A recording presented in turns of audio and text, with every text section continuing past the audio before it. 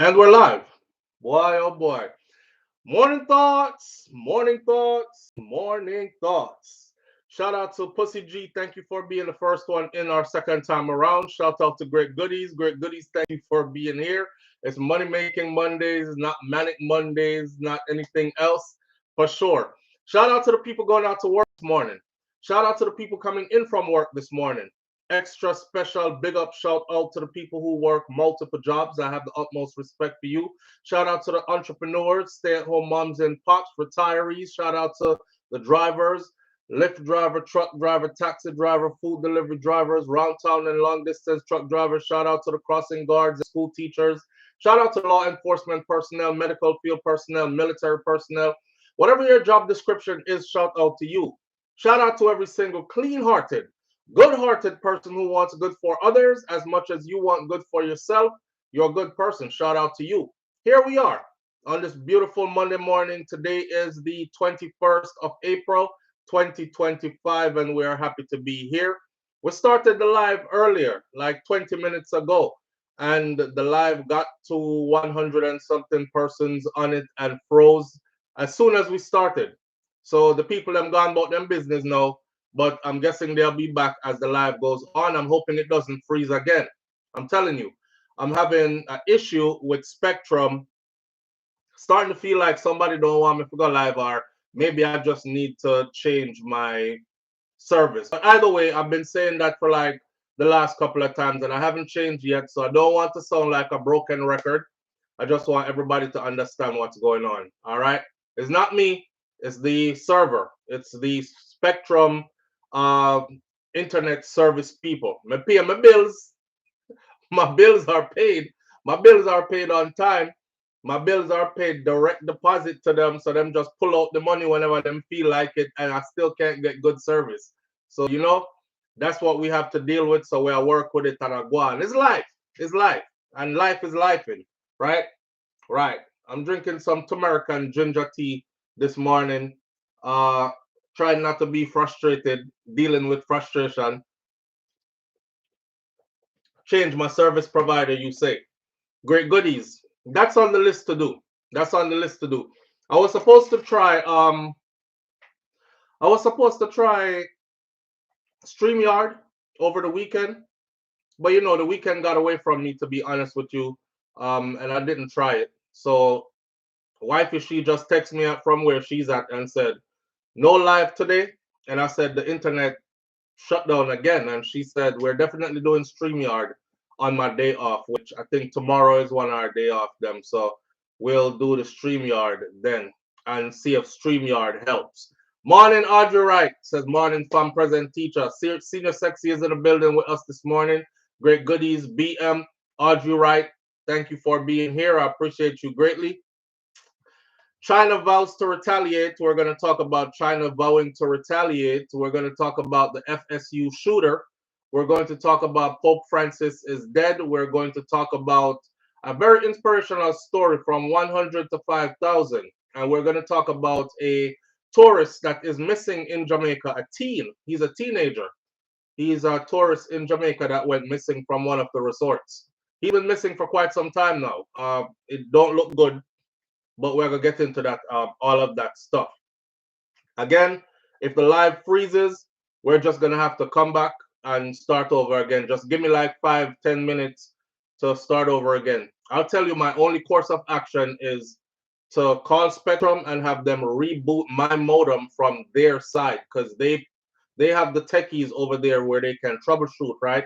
Nothing I can do from here but reboot my modem from here. But rebooting the modem over and over, that's my only option. So we have to work with what we have until it get better, right? I guess that's a lesson in life too. Things aren't always smooth sailing, see? Because we have our run. We have our run where every day it's good and it's jokes and it's nice and the show good and thing, and then boom, all of a sudden it's like every day it's freezing at a certain point in the show or whatever. We'll get past this too. All right. I saw the live came on and then I couldn't find it. It went away. It went away because I took the whole thing down. I took down it just to give you an insight. If you don't do like YouTube, putting up a live to go live is a lot of work just to start the live. So I'm super frustrated every time it freezes, cause me have to go. I have to go remake a thumbnail, which means gathering pictures from all the topics I'm going to be talking about, putting them in the editor, doing a picture where you see what the thumbnail is, then going into YouTube and filling out what this live is going to be about so it's streamed properly to the proper audience. All these other checks and checks. Are there children in your live? Is this content for children? Is this, you have to answer one bag of question from YouTube behind the scenes. 4 or 5 pages of questions to get to where you hit go live. So when it freezes, I'm like, oh, I gotta do this all over again. So just now, when you didn't see it, I took everything down so I could start over again and use the same icon without having to remake an icon. An icon sometimes take me all 35, 40 minutes to make, you know? I don't have any problem with my Spectrum service, says Pussy G. Well, Pussy G, I don't know about you, but for me, the audience can see it. They are, if somebody was to tell me to recommend an internet service, I would definitely not recommend Spectrum at all. Audrey Wright says this was right out the gate. Them they even give me a chance for second lead. Not true. That was frustrating. As soon as I start, morning thoughts, more, and then you feel like it broke your spirit. So next time I come back, I'm like, morning thoughts, morning thoughts. Yeah, we're here. Big up yourself. Thank you for being here. But I'm human. But I won't let it hold me down. You know what I say? Dealing with the frustration and moving forward. I just canceled Spectrum, says Tracy Chen. They are the worst. See there? Other people are get the same treatment. I've already told them I'm gonna cancel. And you know what pissed me off when I tell the people that I'm gonna cancel it? I'm on the phone with a tech, right? And he's like, I'm working on it behind the scenes. I'm trying to make sure that you don't have any more, of these mistakes, et cetera, et cetera. I said to him, say, I'm gonna have to find a different service because tell you the truth, I don't want to take it out on you, but I'm super frustrated right now because this has been happening like every day of the week. I pay you my money on time. You guys, Spectrum takes the money out from direct deposit. So it's not like I'm ever late on a bill. And yet still I can't get good service, right? Hear him. I say I'm gonna have to go find somebody else who does better service than Spectrum.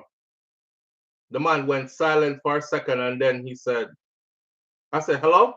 I wonder if he's still there. Hello? He said, yeah, are you gonna go find somebody else or do you want me to continue to try to fix your service?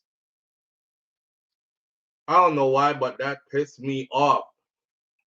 Are you gonna go find somebody else or do you want it's like if you're gonna find somebody else, go and go find somebody else. Just stop bothering just stop bothering me about finding somebody else kind of thing. Hey, it is what it is. My him not care. Audrey. The man went silent. Like, listen, they don't pay me enough to be. I'm not a counselor. I'm not none of that. I'm not life coach. Please stop nyangi in my ears, sir. You either want to fix it or not. If you want to find somebody else, go find somebody else. And that's what I got from that. I wanted to really go off on him, but I was like, yeah, you're only a worker at Spectrum, so it's even beyond you. You ever work for a company yet, and the company was just a dirty, shitty company? Pardon me for saying that, but the people them take out all their frustration, all their customers, and they take out all their frustrations on you. You don't have nothing to do with nothing, You're just here trying to get your paycheck so you can pay your bills, do your 9 hours, 8 hours a day, and go home. And customer frustrated and take it out on you like say, are you build the company and are you frig up the whole company? And so I was thinking along those lines, like I can't really take up my frustration on the tech because he just working for a company. But Spectrum is a very shitty company, I might say. Yeah, they're not a good company at all. T95 South says, morning fam. I have my appointment with AT&T Fiber on Friday at 2 p.m. and I can't wait. You giving up Spectrum too? Yeah, I'm gonna have to switch. I didn't want to go AT&T, but it's the only other option I have in my area. I live in Florida, right? But I don't live in the middle of a city. even though my city is big, my city, when I first moved here, it was small. My mother first moved here. There used to be nothing but cow pastures and uh, cowboy boots and big 10-gallon hats. You would think you were in the backwoods of Texas. Like, we've been here before, anything built up around here. That's how she had the first Jamaican restaurant. My mom came here and laid down, right? Laid down foundation. First Jamaican restaurant for this area. Now, fast forward like a decade later, a decade and a half later, and I think we are at 190,000 on my side, and the neighboring city has 170,000. So the place I get populated now, but we're still not a big city. We're way off. We're not like a Orlando or a Miami, or we're way off in the cut. So we have limited choices. You know, anything they sell here where I'm at, if I drive an hour north or an hour south, I end up in West Palm Beach or Orlando, and I get that for half the price. For instance, a car dealership here might have a car for $10,000. I just drive 1 hour up the road, an hour and a half up the road, and I end up in Orlando, and I get that same car for $4,000. $6,000 less than what they would sell it to here. So the place is different. It's different. But I have something I have something there. I like it here. I like the clean beach. I like the fact that, I could hear a pin drop after 6 o'clock in the evening. And me like all the way back to the next morning. I like the fact that it's family oriented. I could raise my children here. I like a lot of things about the place, but getting proper service on a lot of stuff is just the way it is. So we have to work with that. Me there at Jamaica at Clarendon and get better internet than what me I get here. So that's to show you. T95 South says, for real, I've been here for 32 years and I'm hating all the new traffic and infrastructure. Yeah, T95 South, have you seen the amount of police that's around here? Yo, that place here, listen, where we at, right? The police, we used to have police, of course, and you're glad you have police because the place stay safe, right? And they're just a phone, not even a phone call away. They pulling up. Now, I think the police academy we got a new mayor. And the police academy just graduated hundreds of police. And so them plaster them all over the place. I'm driving down one street. By the time I get out my driveway, get to the first stoplight, police. I go, no kidding you, I go about 50 meters down from that one police. I go another 50 meters down, police. In the bushes hiding, police. Over upon the corner, police. On the median, in the drop, police. Is police everywhere. And when they pull you over here, one car will pull you over, and before you know it, you're surrounded by 4 or 5 cars. And it's not a criminal. They're just surrounding people because them don't have nothing else to do. Because there's not a lot of stuff going on here. But the population is growing, so I guess them say more people mean more police. I think they have to have a ratio of like 1 police per, I don't know, 1 police per 50 persons or something like that. So the place full up of police now. Yeah. Yes, never see them as much as now. And the fire trucks and the police sirens, them here. Yes, now you hear fire truck. I'm starting to feel like I'm in New York compared to how we were before, right? Every minute now you hear woo woo woo woo woo. Or them a police car flying down the street. Zoom, woo woo woo woo. I'm like, what the hell is going on? This place used to be so quiet.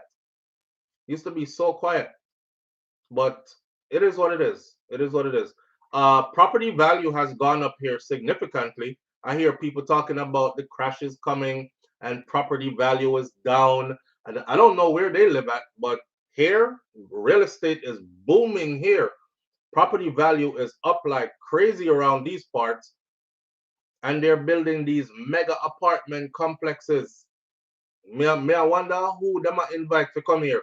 Because these mega apartment complexes they're building, they're luxury apartments and they're expensive. So I guess, a whole heap of jobs are supposed to come here or something like that. A tech company I know is moving here, and that tech company is supposed to bring up to 8,000 jobs with it. So I'm guessing that's why there's a boom with the apartment complexes they're building and stuff. And then just them, me just a talk about things. I know a lot of you are like, I don't give a damn about where you at, boy, and what's going on with you. Get into the damn your topics for the morning. I saw some people still. Lulu Ridges says, too bad when the companies don't care about the workers don't care about the business, and the business loses customers, and so on and so on. That trickle down effect, right? Yeah, that trickle down effect. One more thing that's on my mind that's bothering me. The tech person that came to my house to fix the internet, I told y'all for all the years I've been here and been dealing with Spectrum, I had never seen a female do that job. Not only was it a female that showed up, it was a Jamaican female, one who can chat patoto like this. No one of them that were, oh, my parents are Jamaican, and no, a real Jamaican show up on my door. Cause me opened the door, she was like, she just like she was like, I know you. SouFLo. Me say, yeah. She said, what happened? I say, yeah, then me say, yeah. Me say, Jesus Christ. Somebody else know where I live now. Not only know where I live, she's about to come into my house. See? Then I'm saying, I'm bothered by this. I'm bothered by when my modem and stuff got changed out. You're supposed to change your password on it. I kept my password from my old modem, right? And she had her phone and she took a picture of the password.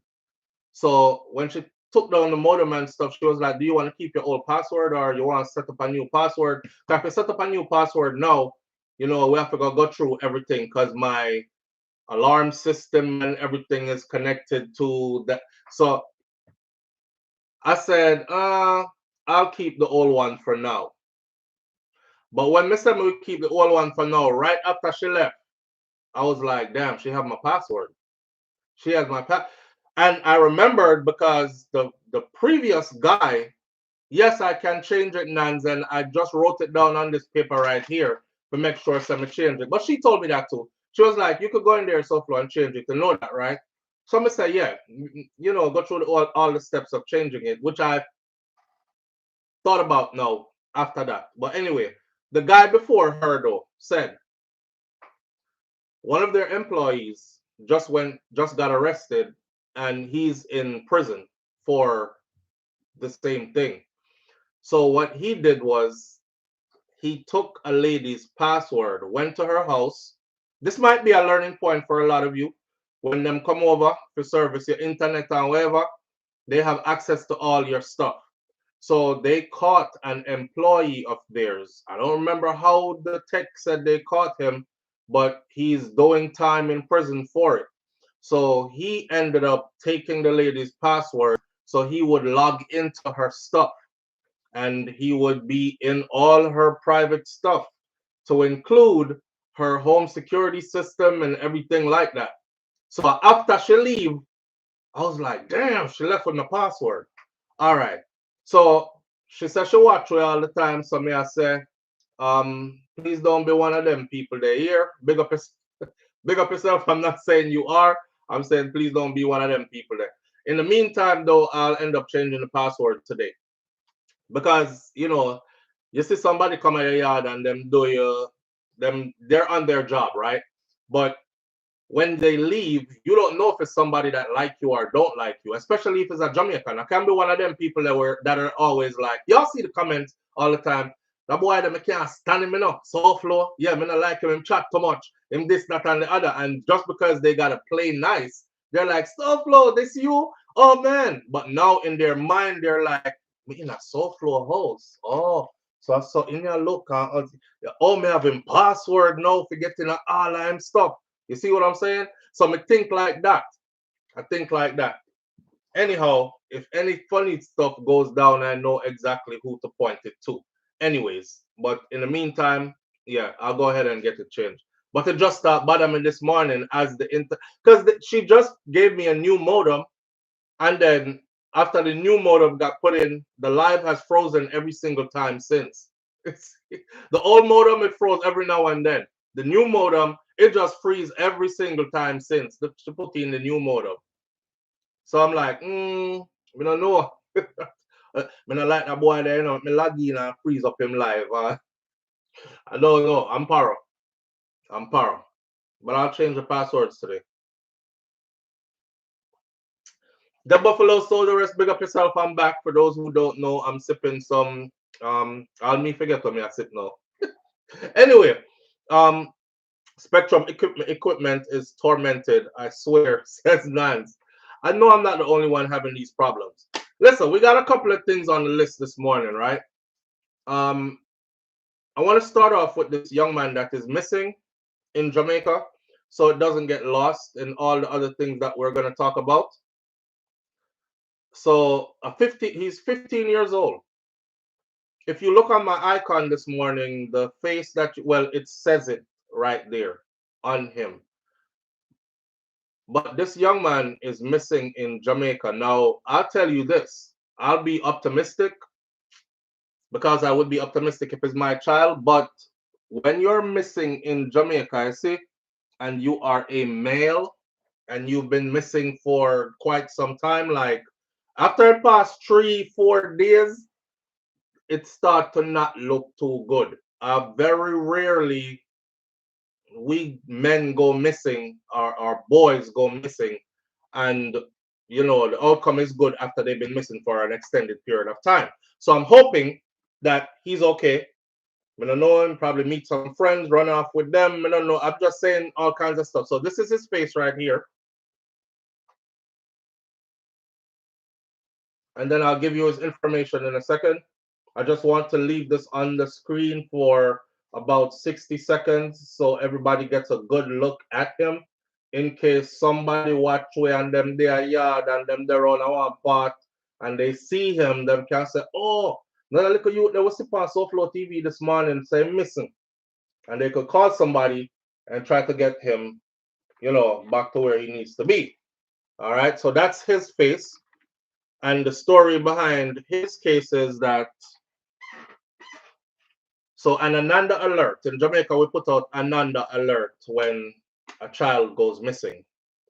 An Ananda alert has been activated for 15-year-old Peter Jadiel Fergoso. That's his name, Peter Jadiel Fergoso. He is a Dominican national, and he was staying at a hotel in Montego Bay, St. James, when he went missing.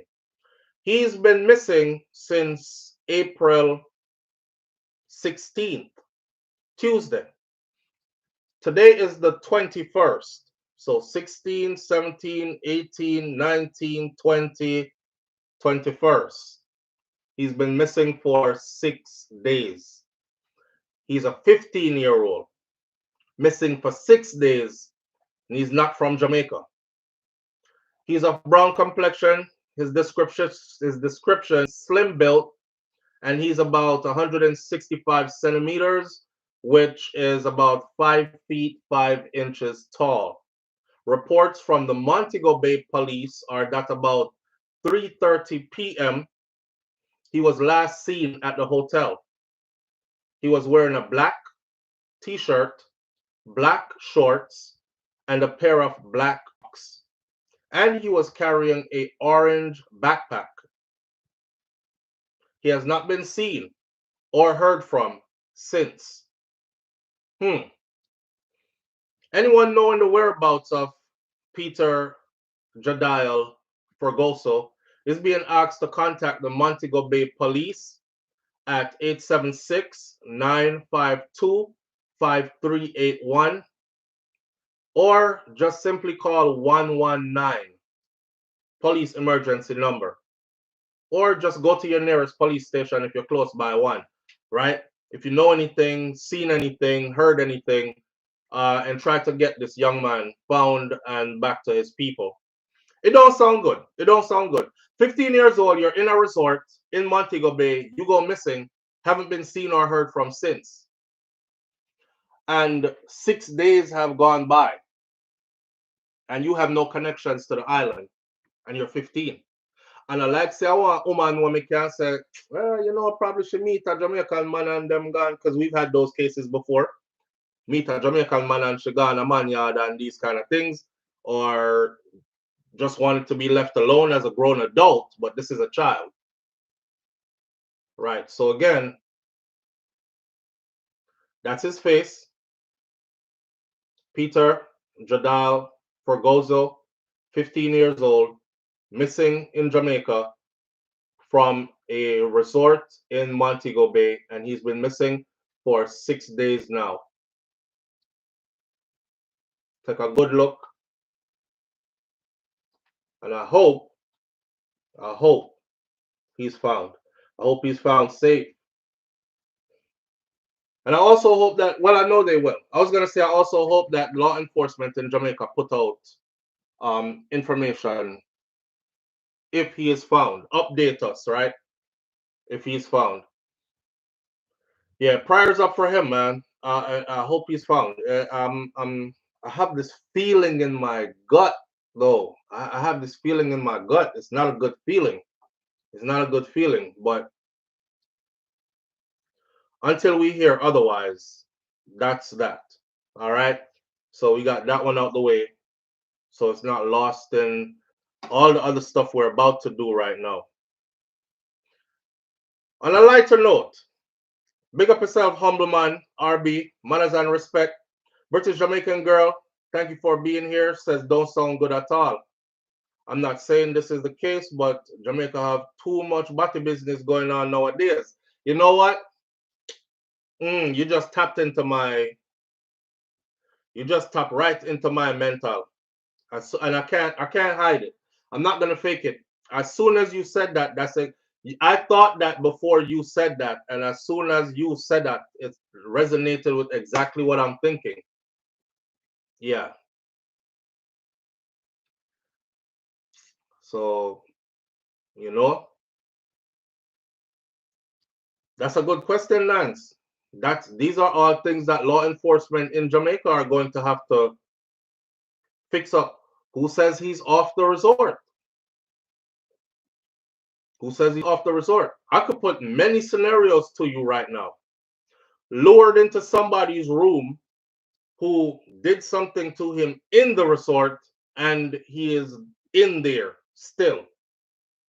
Or they should be tracing those cameras right now around that property, going through the footages of the camera from the day he arrived there till the day he went missing, looking for, narrow down the time frame, looking for was he seen around the property, when did he exit the gate, if he walked out the gate.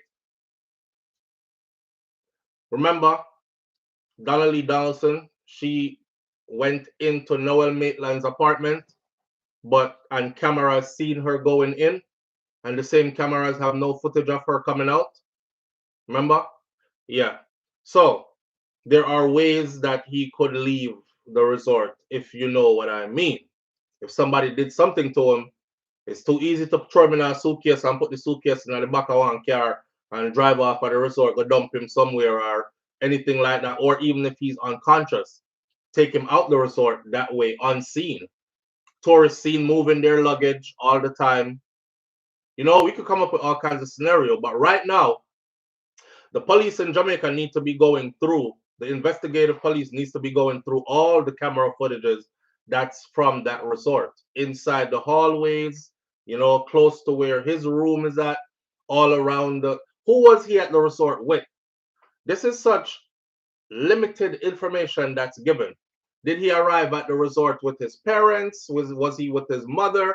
Where were they when he went missing? You know what I mean? This could even be a case of family feud kind of something. I don't know if father beat him, pick me and kill him in a Jamaica, hide him in a one hotel room and they're there. Are they still at the resort? Or did they check out and leave? How did he get to the resort? All kind of something need to be answered right here. But them just fling out this little piece of information to us. So this is what we have to work with, which has sent my mind into a tailspin because I'm thinking all kinds of things.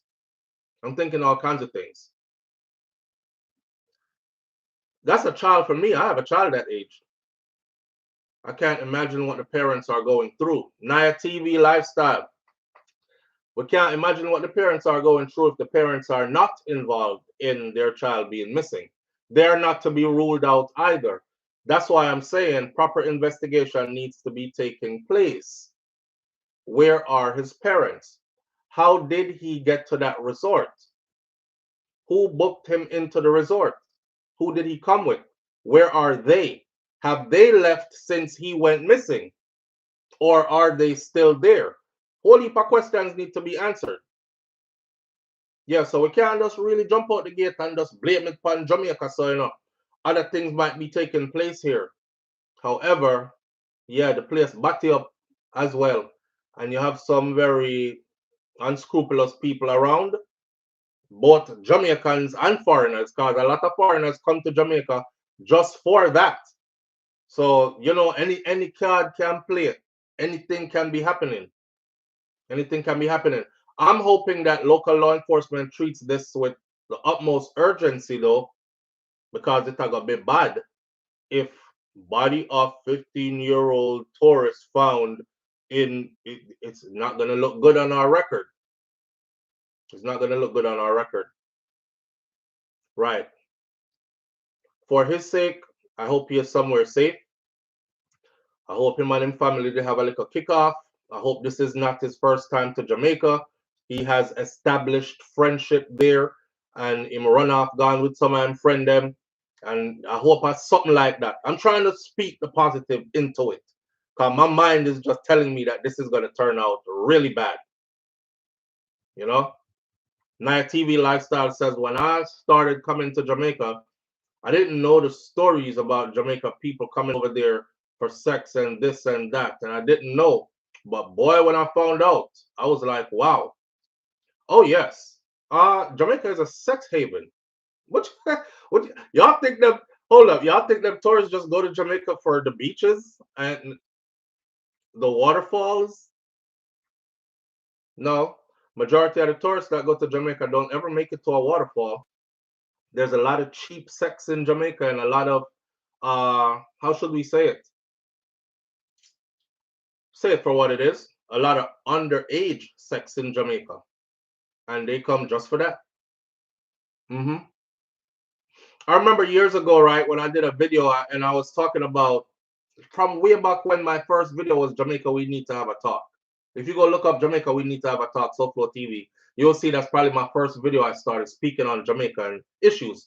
And one of the things that bothered me was that our age of consent was 16. And around that same time, I had discovered this video where I think a lot of you have seen this video now. You remember the video where the foreign man, he's American, a white man, he went to Jamaica to track children that might be trafficked or children that are being trafficked or might be exploited or are in the process of being exploited, right? In the sex trade. So he went and did some undercover work. Him link up with a brother, Jamaican man. Him said to the Jamaican man, say, I want a young girl. The man said, and this guy's recording the whole time. He had do undercover work for himself, and he later exposed it. He said, yo, I want a young girl. I like them young. The man said, how young? Him say young. Him say like teenager young. Him say, yeah, but young teenager. So the man said, all right, I have somebody for you, man. Don't not say nothing. So, the exchange numbers, decide where to meet and whatever. Say, long story short, his sister's daughter, his sister's child is who him have loaning her out to tourist men. The little girl must have been 13. Yeah, see that? Mel, the uncle who sold his niece. All right, so you see, the little girl must have been 13. When the tourist man got her in the room and everything was being recorded, she didn't see the camera. He said, this is Jamaica. And there were lots more of them. Young little picnic them. The man said to her when she reached in her room, because she ready, she said, so what you want me to do? What you want me to do? Live on the air with SouFLo. Good morning. Hi, This is who? Hi, this is. Hi, this is. Hi. That's weird. He kept saying, hi, this is. Hi, this is. Anyway, Yeah, the little girl in the room ready dash for that crystal cheese. That give me an next rhythm. Give me an next rhythm. All right, so the little girl in the room ready to do whatever. She's like, so what you want me to do now? You know? And the man was like, listen, I'm working undercover. I'm not a cop. Don't run or nothing. I'm not gonna do anything to you. I just want to talk to you. I'm shooting a documentary about you. And he went right into telling her everything, right? So little girl, relax. Him say, I'm gonna pay you, right? As if we did something, but I just need to sit and talk with you. I need to find out some stuff. So I asked the little girl, so who is the man? She said, that's my uncle. That's my mother, brother. I said, look at this, Ross. And when the man, the Jamaican man talking to the white man, the tourist man, you hear what him tell him say, yeah man, when after the girl left, him go out there and pretend that she did stuff, right? And he was something along the lines of, yeah, she was real good. So what if I want she again? He was like, what if I want to request her again? What if I want her again? And he was like, yeah, man, I can get her anytime, man. I'm a sister daughter, I know. Can get her anytime. So they're either him so dumb or he's aware of that twisted part of it that might even attract a pedo even more. I'm a sister, daughter, I know. I mean, even if you do that and you have sense, you wouldn't tell that to. I don't know. I'm not in that world. I don't have that mind frame to think why he would have said that, but he's on camera saying that. Yeah, man, I'm a sister, daughter, I know. She trusts me. That's the part he said. She trusts me. Trust me 100%. Me get her anytime I'm ready. Just tell me when. I said, wow. So yeah, a lot of people go to Jamaica for their sexual pleasures. There's a group of Batman from here who talk about Jamaica is their best exploit. Them get the best at everything when them they are Jamaica cause the youth them when them get when them go Jamaica, the youth them is not really gay, but they gay for the state, they gay for the pay, they gay for the moment kind of thing. All them something here. All them something here. And then there's another documentary of the youth them in Jamaica backing that up by saying, yeah, you know, we can't make nobody know so me do them something here, you know. But so you think me get you know, so me dress nice all the time and you know me have a nice little car and this time you think me get them something there. Me not have no job. Yeah. There's a lot going on. There's a lot going on. Now TV lifestyle said I'm just so shocked that Jamaica turned out to be a Batman land like whoa, what happened? LOL. You know, Naya TV, I know just that. Me, I'm over the shock now. But I tell people the story. I gotta tell it again. I tell people the story all the time and they laugh. But that's true.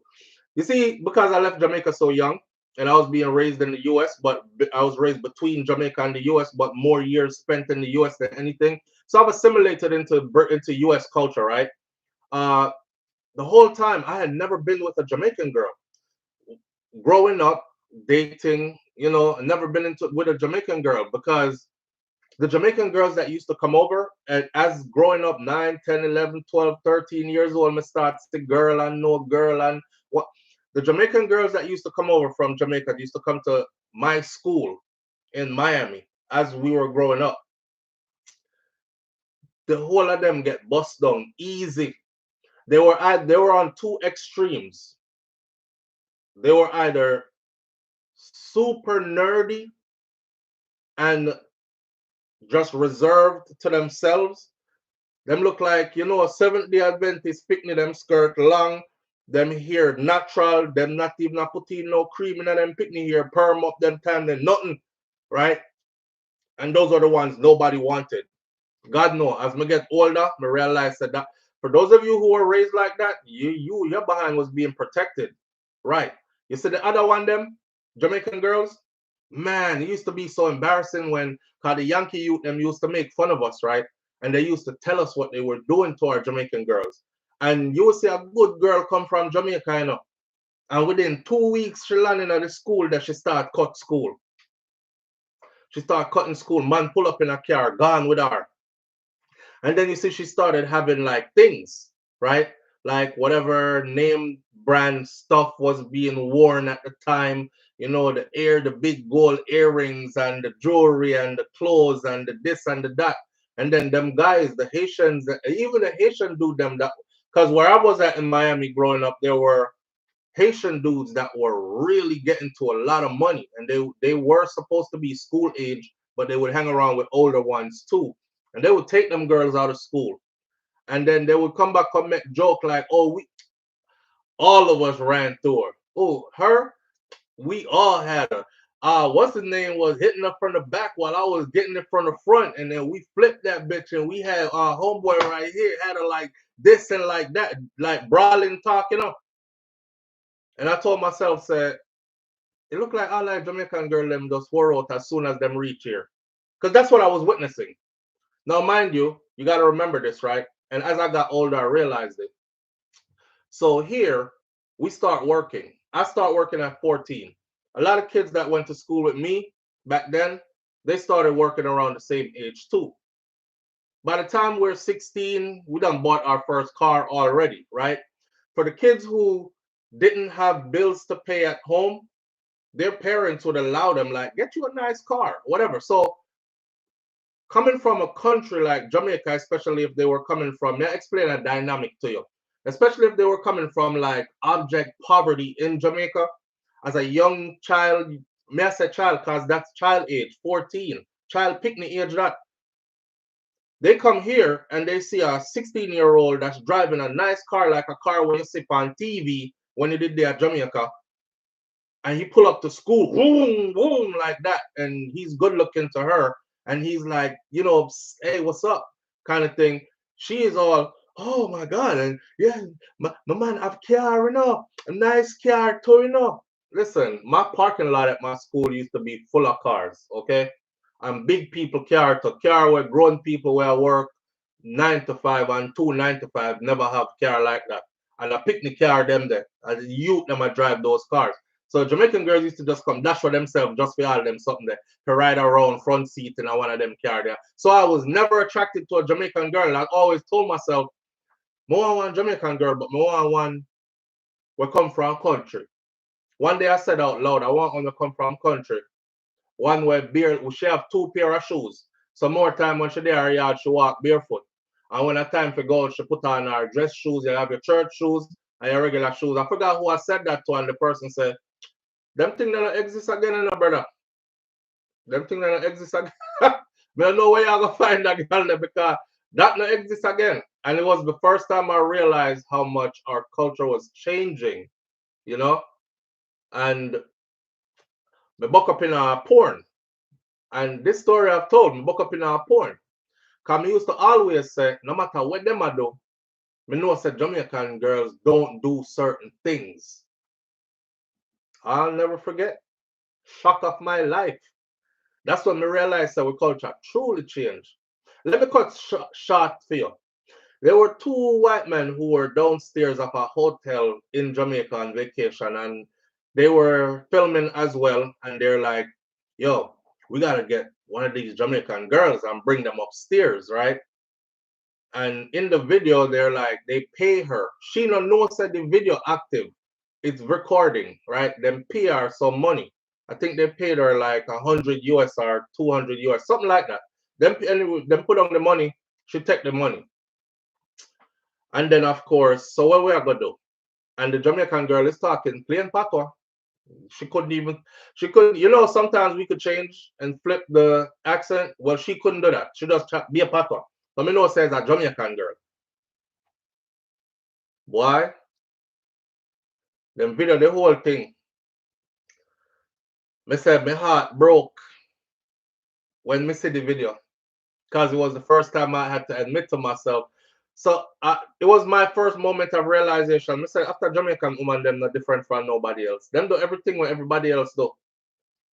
Like, yo, the girl get some rust in her mouth, this man, her nose did that blow bubbles.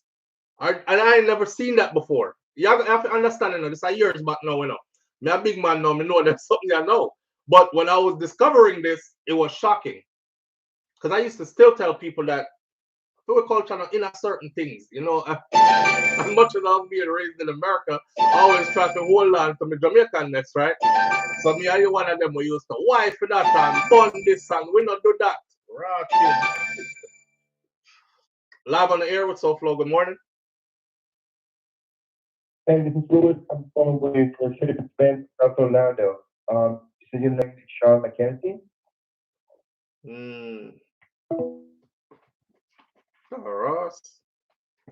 Anyhow, yeah, I was like, yo, man, I watched the video and I'm like, oh my God. So I'm talking about big bubbles were coming out her nose. Like, you know, when you blow a balloon and you blow up the balloon and the bubbles, them are nose are blow bubbles. Cause my man dung in her throat like how Gage sang go, and dung in your throat, girl. Two white man have her in the, and you know one time them done with her and she just sit down there like nothing happened. I mean I said to myself, say, I bet say her people don't know that hell she might even have a man, a Jamaican man, who don't know so she even capable of what them man they did that do to her. It was the first time the realization actually hit me. And I was like, wow. So again, back to that. You're surprised and me get past my surprise now. I'm past my surprise now. Jamaica is no different from anywhere else. No different. I see another thing trending in Jamaica as well. Dorothy T just said 2 Chinese guys. I haven't even read all your comments yet, but I was driving through the other day, Jamaica, I drive through and I realized I see a whole heap of young black girls with Chinese, mixed race Chinese baby. You know, you can look on a picture and tell, say, you're black and Chinese, blackanese, mix, right? I saw like a good number of them. So till I even had to ask, like, what going around here? Like, yo, why me I see so much like a young black girl? Them young too. Some young black girl with Chinese picnic. Dorothy T said 2 Chinese guys used to come lay away till school was over and they would ride away on their bikes with boys. Took them to Mandeville. It later came out what was happening. Boys. Yeah, and some of the little boy them now who will know meds neither. You know? Want things. Thank God for Miss Ruby and Mas Cleveland. You know what? The foundation that you set for a child, you see, something about having a good foundation where you're not gonna stray, and even if you stray, you're not stray too far. You know what I mean? Them youth here, a lot of them are doing all kind of things. A lot of them are doing all kind of things for nothing, for a little bit and nothing. I'm not telling about the video we see. The girl, Jeffrey Massey, big up yourself. Never underestimate what a woman can do. Jeffrey Massey, I have come to learn that, sir. I have absolutely come to learn that. Yeah. Like the one that the guy was videoing the white guy. Yo, Jamaican woman, first of all, let me tell you this. Them down there make fun of you, okay? All right. At least go on like your Vibes Cartel and ask first. It a tape? Because you're going to it a tape? Yeah. Tell them say I do not. Come can't stop you from doing the other things and what you're going to do. Just tell them say you do not consent to being taped. Because you're going to do it anyway. Right? Right. I'm not a cock blocker. I don't want nothing to do with cock. I have my own cock. But it a tape. I thought that's so. Stop, because the one where the lady was sitting there minding her business and the white man pull up and talk about they're easy to get, you know, watch this. I said them something that make me want to thump some of them in them faces, say they're easy to get, watch this. And that's why them can look on with so, because our women are like, to them, it's like, they're easy. I'll just run through. They get excited just because I'm a white guy anyway. She's so excited that a white guy finds her attractive, you know, she's just ready for fling out anyways. You know how embarrassing that is? The man said, if we can do something. The woman said, straight up, I have my money now. Me have my man, but we can do something no have to know. Right after the man said we pay for it. She said, me have my man, you know, but we can do something him not have to know. The first thing I said was, God, please, just like how the man there, me, just like how me see that video there, please make whatever man that is she have see that video there too. Me have my man, you know, but we can do something him not have to know. Nan says, thank God, me never knew want our deeds, so that it would have never force us into such life. Me have to thank God for the same thing too. Yeah. I have to thank God for the same thing. I grew up with food in abundance. I grew up thinking I was rich. me never know. Me never know say we did okay. Me did think we did rich. And me never know say we did just okay. Right? And actually now that I look back, that's what rich was. Or that's what rich is. So yeah, I have a lot to be thankful for. I was super protected. I was well provided for. Boy, we have to give thanks, man, because when we see where some people, but a lot of the times is not even that though. Because the people them where I say them poor. You see, when you go look on what them have a go on in a them life, them not poor enough. They not poor. Their mentality poor, or they're just lusty after worldly things. Remember back in the day, we never have internet, so we couldn't watch internet and see what's going on in foreign.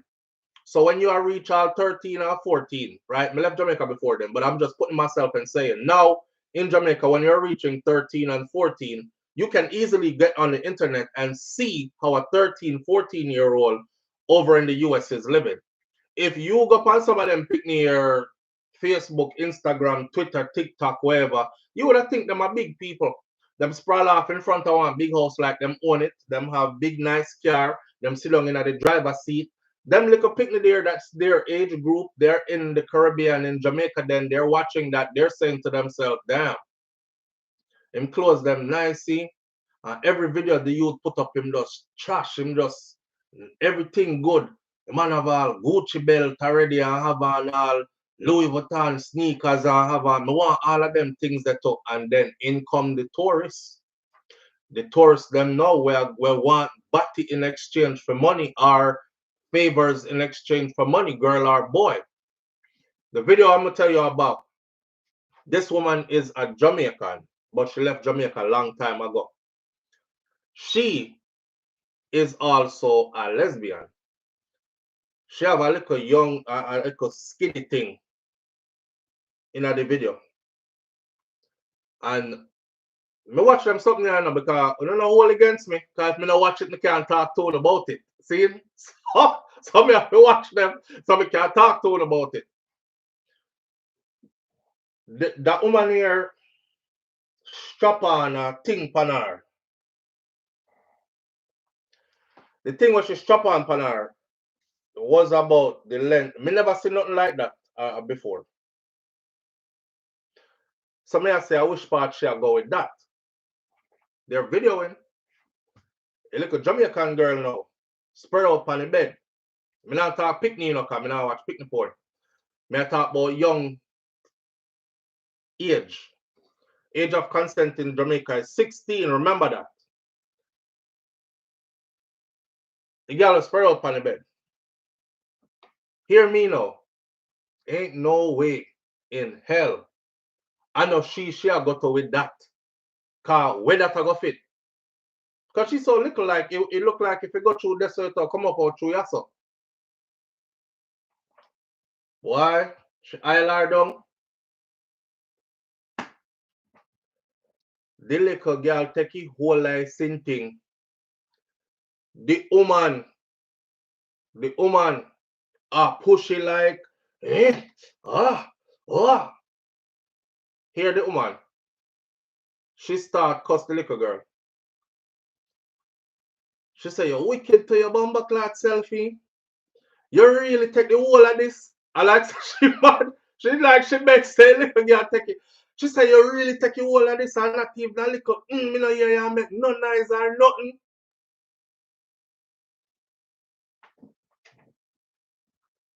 I'm like, because I'm still thrown. So I'm like, this is Jamaica, this.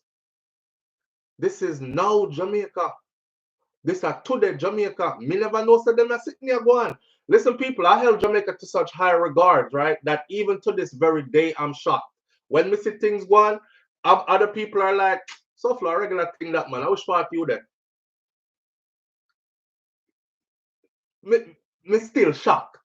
Me still shocked. I'm just not expecting nothing like this.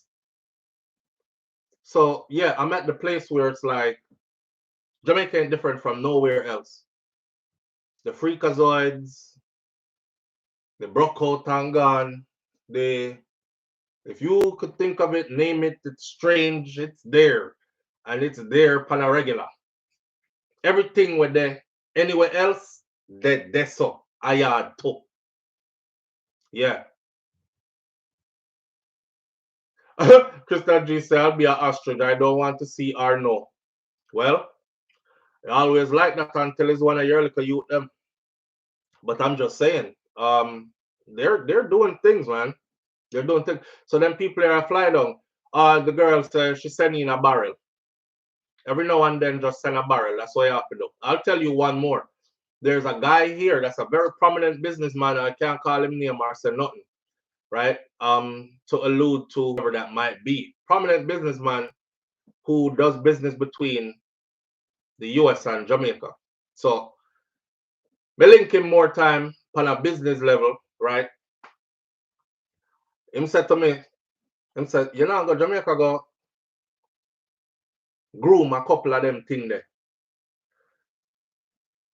When the first time him say, you know, go Jamaica go groom up a couple of them thing them, I say, because it was so left field, we weren't having no conversation on that level there. I'm like, what you mean?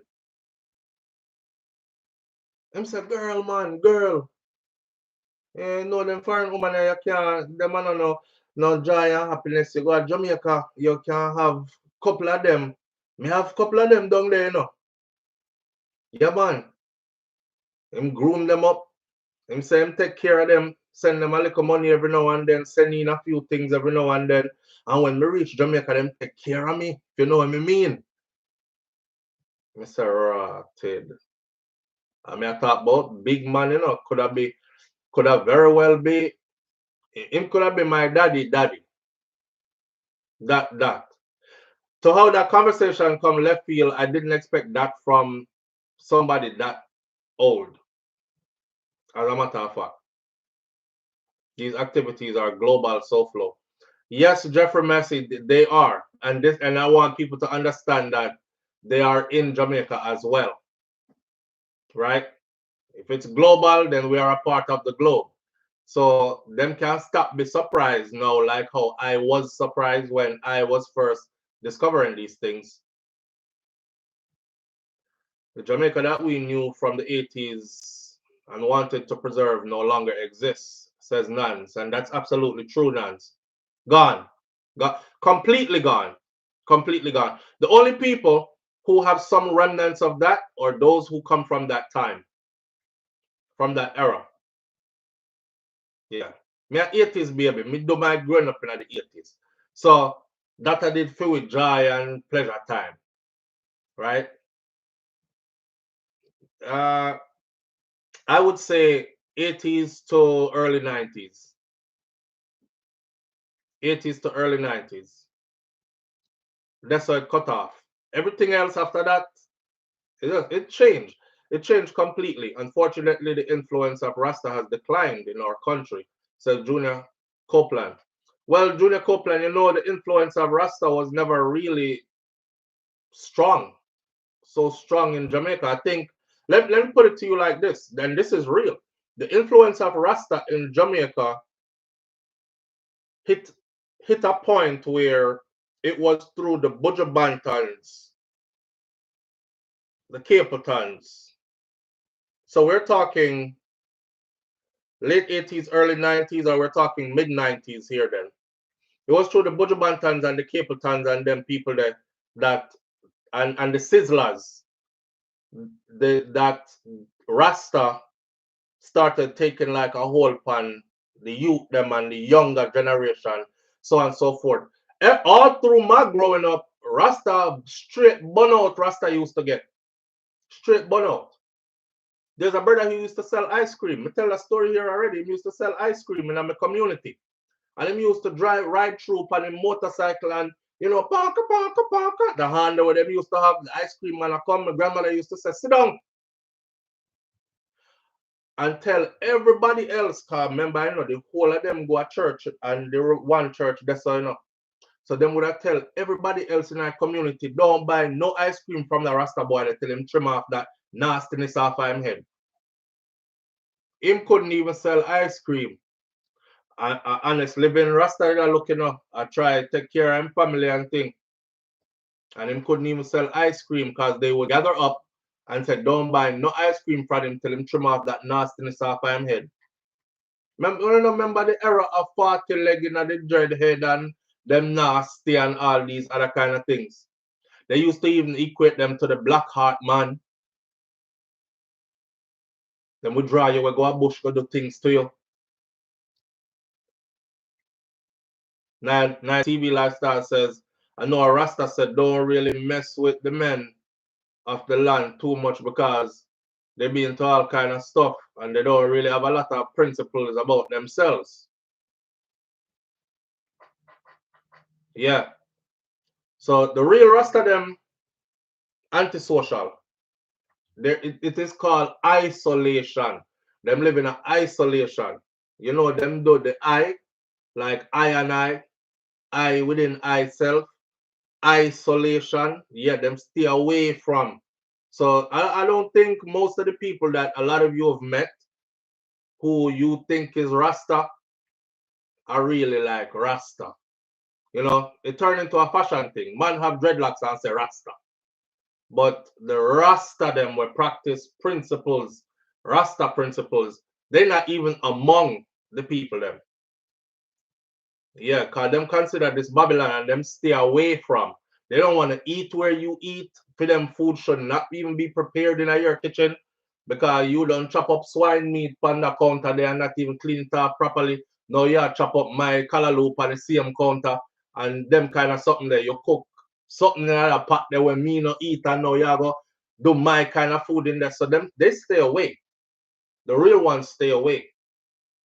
So I don't think you've probably ever really been amongst. Few of us have really been amongst some real Rasta. But Rasta get a bad name because of the ones who pretend to be Rasta or like the culture and grow the dreadlocks but still live a slack lifestyle. Right? So yeah, Rasta principles could have run Jamaica, but Picnic. When I was growing up, kids have dreadlocks because them parents had Rasta. Them couldn't come to my school. They couldn't come to my school. The children have to go get a haircut to come get an education at the school.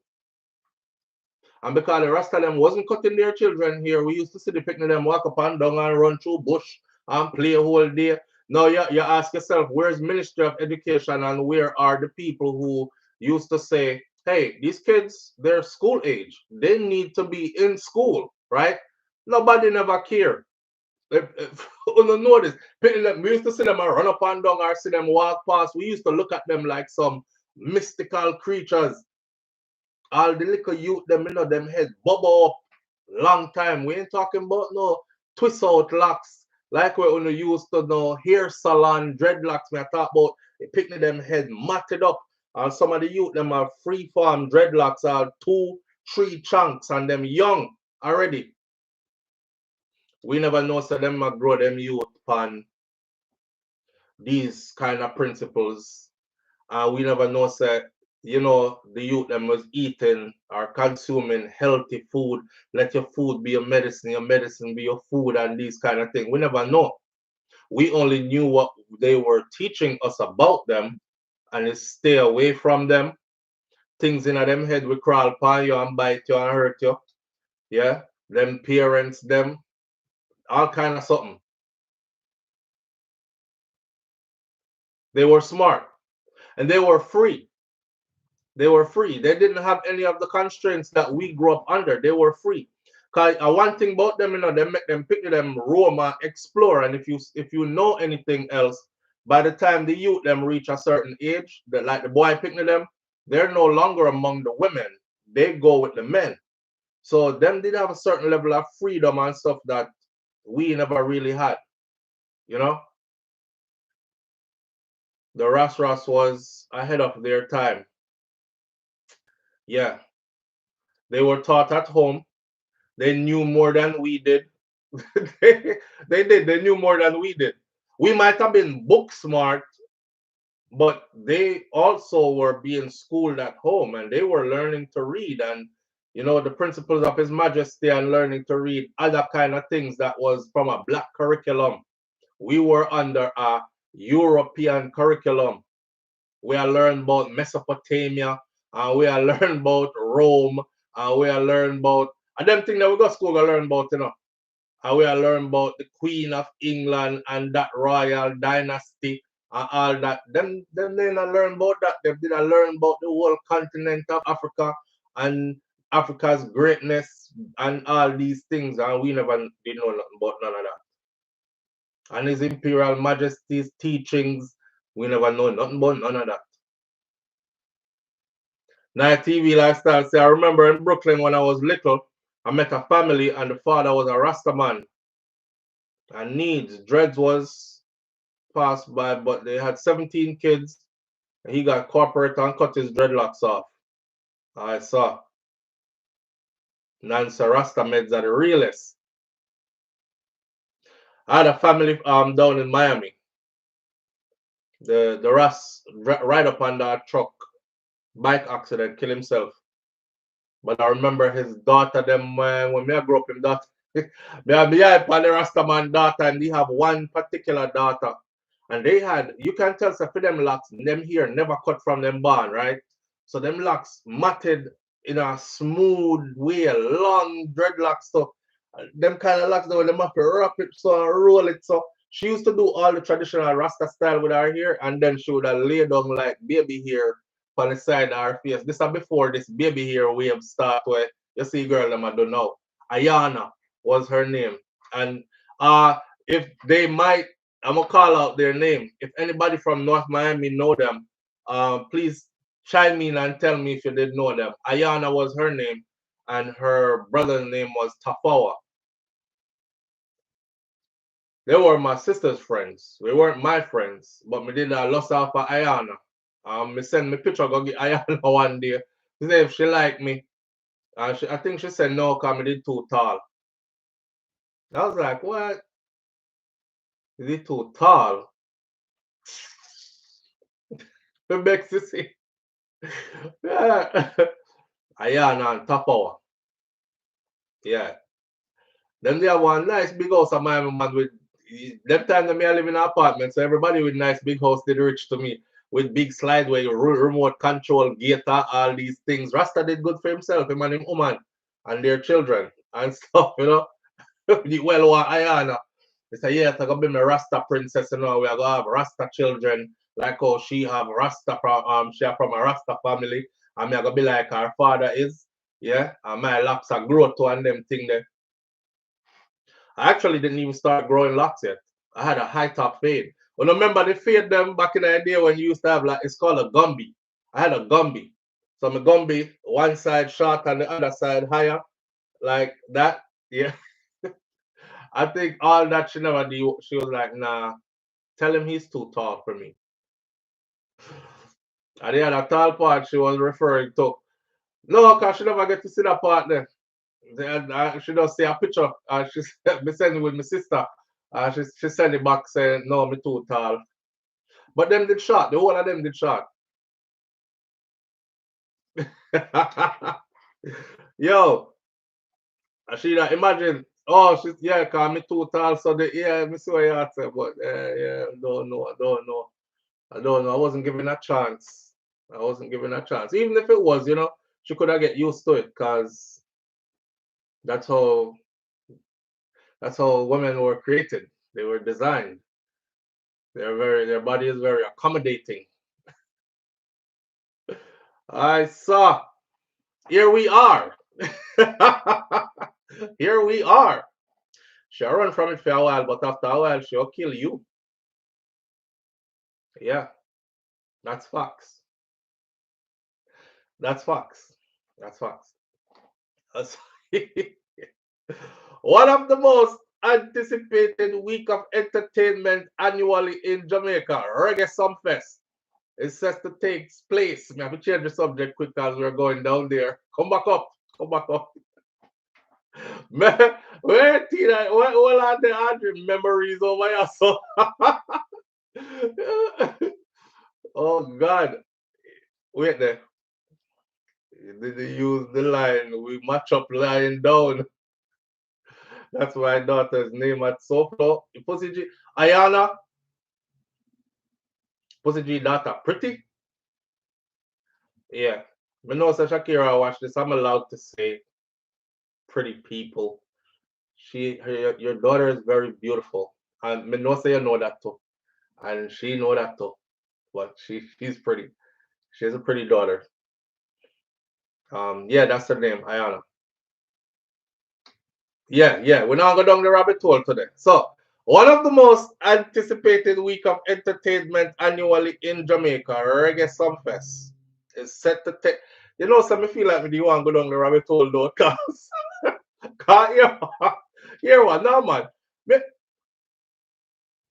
have to look for.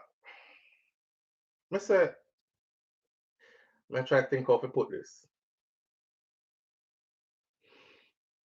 Me say, hear me to wife. Me say, oh no wicked you know. Woman are wicked, no wicked to herself, you know. Cause why? Me say all one time you climb bed and run from bed down a bed bottom reach all up past the bed head and gone up crawl up on wall. And when you get up and can't walk, I don't know, still come back. Yo, woman brain different. Cause here what? If a man get hurt, him now go back. Anything hurt man gone. Oh, when you get hurt. I don't know, come back and come back and come back and come back till you used to the hurt. Till it look like it them fears no more. Till it look like you know ask where the rest like they know. Like, nah sir. On a build different for true, man. On a build different for true. Yeah, so how it started out versus how it's going is really something to be studied. Is really it's really something to be studied. Yeah. It went from you were the conqueror to you're being conquered repeatedly. So, one of the most anticipated week of entertainment annually in Jamaica, Reggae Sumfest, is set to take place this summer in Montego Bay, Jamaica, from July 13th. Hey, I don't know. This might be a cue for you to go. I don't think. I think I'm gonna end up being in Jamaica, you know, because me never see Reggae Sumfest do this yet. So I'm gonna just put this out there for y'all, right? Watch this. Reggae Sumfest in Jamaica is going to start on the 13th of July, midsummer, and it's going to all the way to the 19th, 13th, 14th, 15th, 16th, 17th, 18th, 19th, 7 days. Why scatter them and Joe Bogdanovich them must have said them have a lockdown Jamaica for a whole week. A whole week. Yes, Mel, me move on, gone. Me gone long time. So the festivities are set to bring a week of non-stop music, fashion, food, Caribbean culture, reggae, dancehall is going to be at the center of this one whole week. You ain't never seen Reggae Sumfest go for one whole week yet. Now, what this means is you don't have to be there planning a whole week in Jamaica. If your budget can handle it, you can run in for a day or two, take in a one show, back out. You don't have to consume the whole week, right? So I'm thinking, I may never plan to go Jamaica yet, but this right here pops up. I don't think I can let this pass. Tier 1 tickets are now on sale. Those tickets went on sale the 18th of April at 6 p.m. Jamaica time. Limited number of discounted early bird tickets were available. They're probably not available anymore, but you can still check. All Reggae Sumfest events were covered by these early bird tickets and tier 1 tickets. However, those won't last. So fans are encouraged to grab their tickets as soon as they can to secure the best price and guarantee your entry on your favorite night to your favorite events. You must know this. When we say big things is happening in Jamaica, I say, please believe some big. You know, some people who left Jamaica a long time ago and they only go once in a while and they still think of Jamaica as this little place where little stuff happen and it's a big, but it not go so big. Get that out your mind.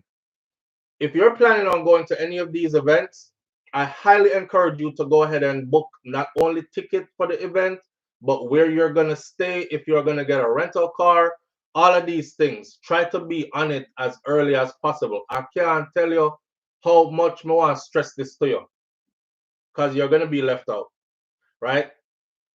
Yeah, these nasty living that has befallen our country, Rasta people was warning about it. If you study the journey of the whalers, the tribulations that they went through. Junior Copeland, even before that, even before them, because the whalers took inspiration from.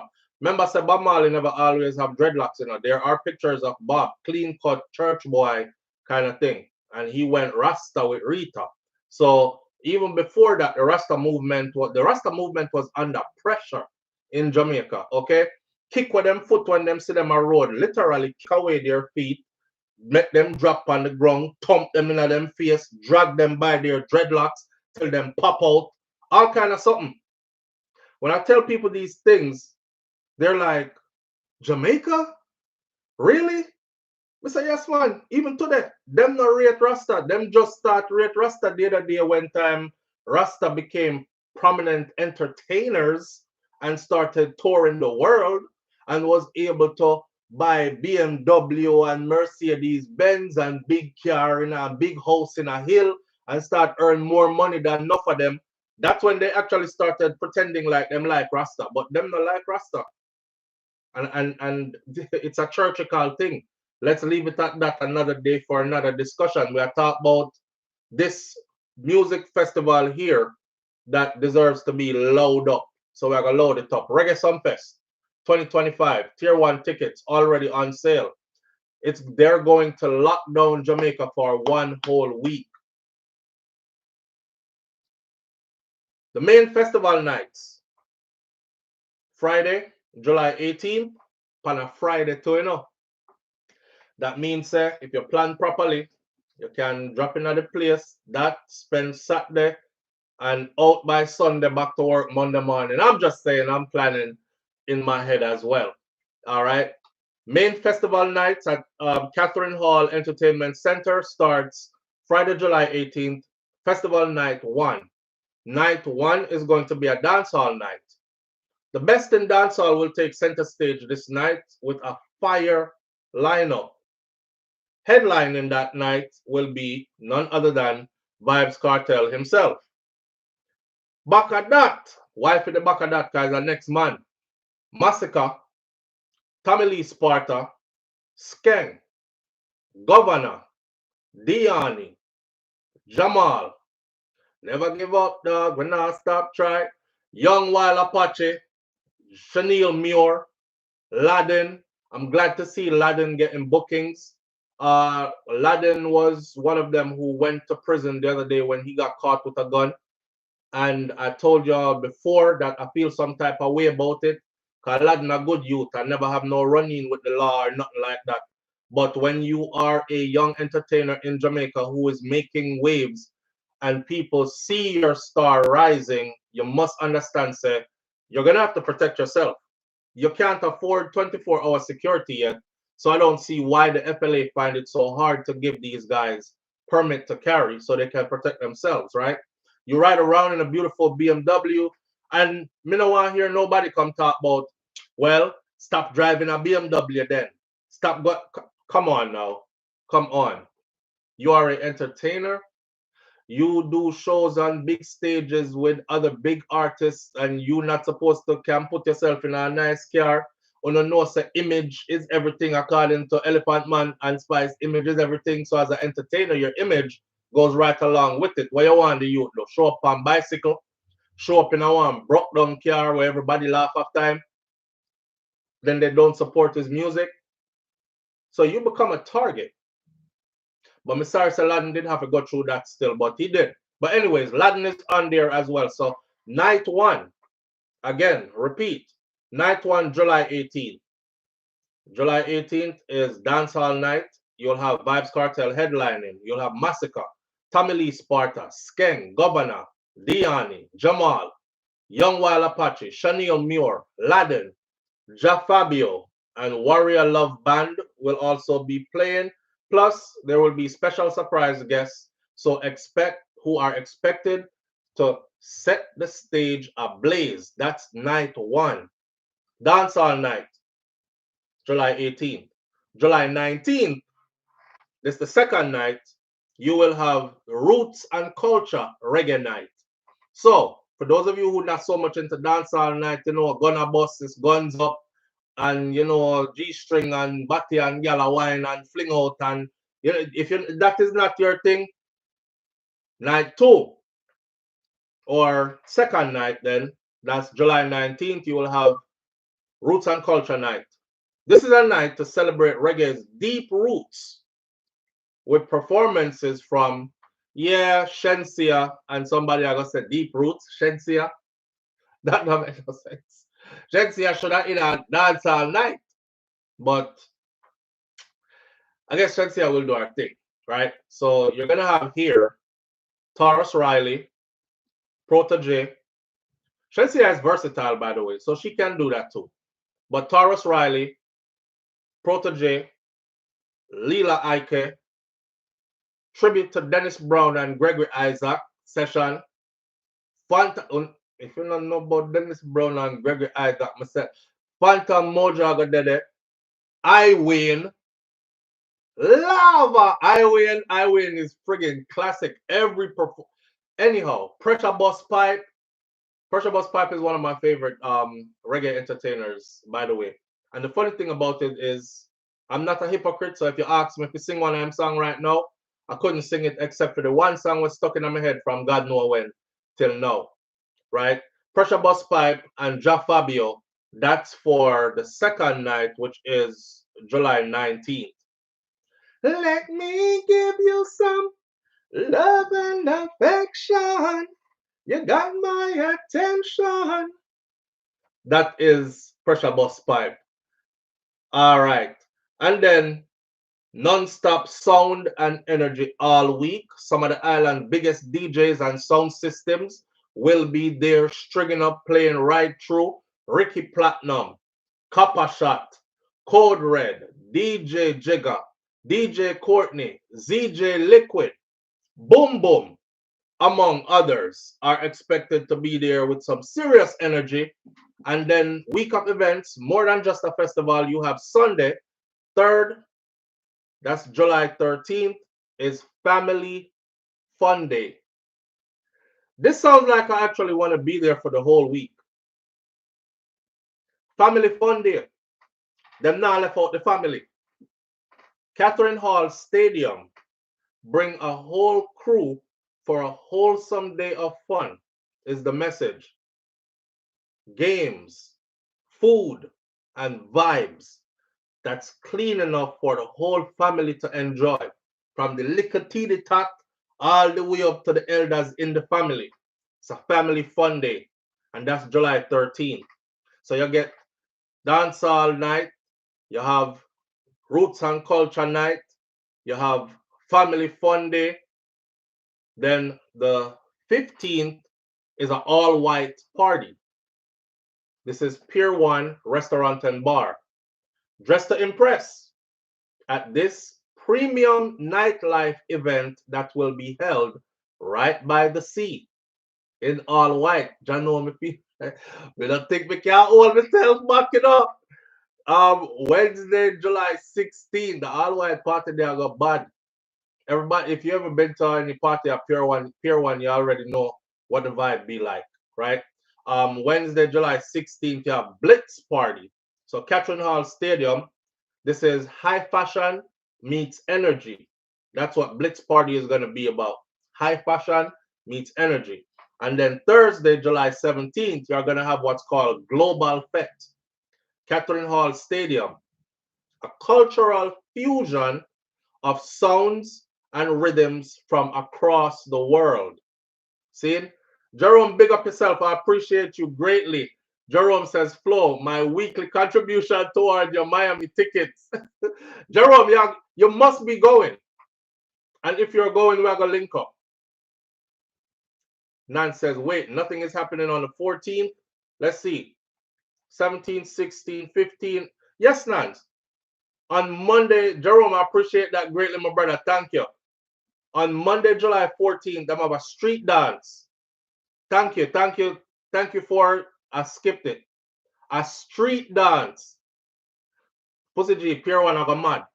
All white, but watch, me skip one big one. Street dance. If you never been to a street dance in a Jamaica yet, treat yourself. Okay?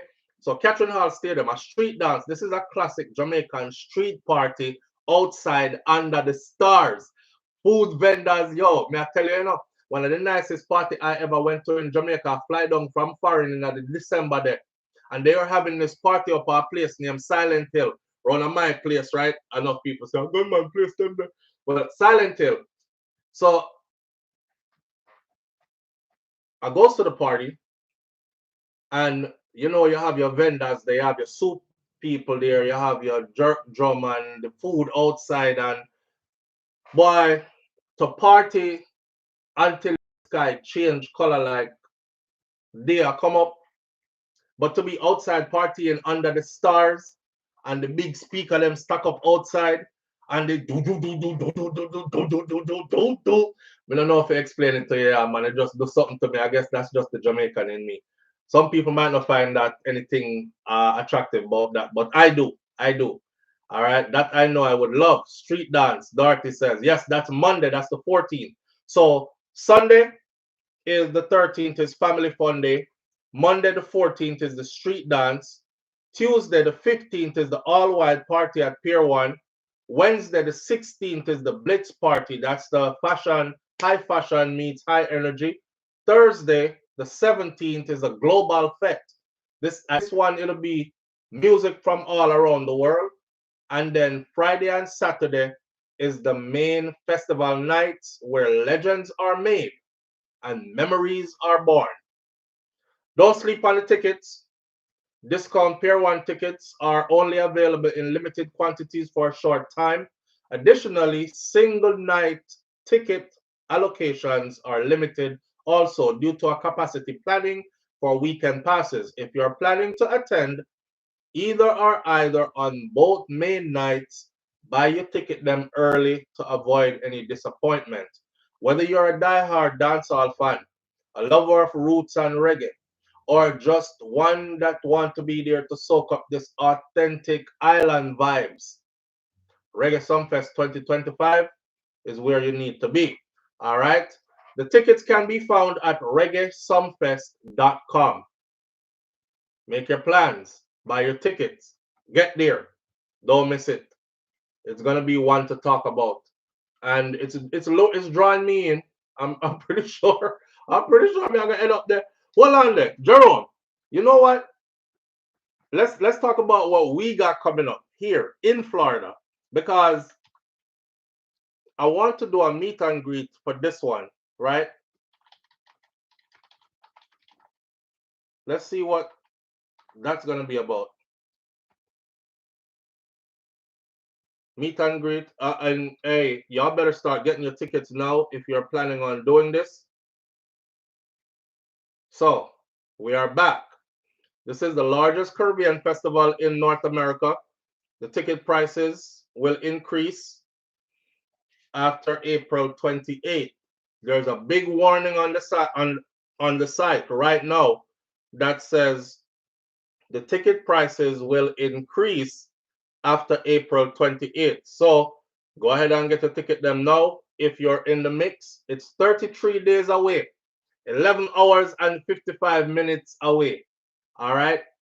And that's for Best of the Best in Miami this year. I know that Buju Banton is going to be there. They've added some more people to it. I don't know why.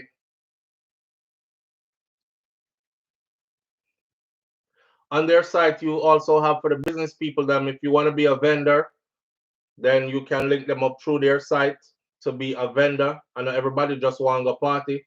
Some people are business people. You have your catering business, your cook, or you have a restaurant.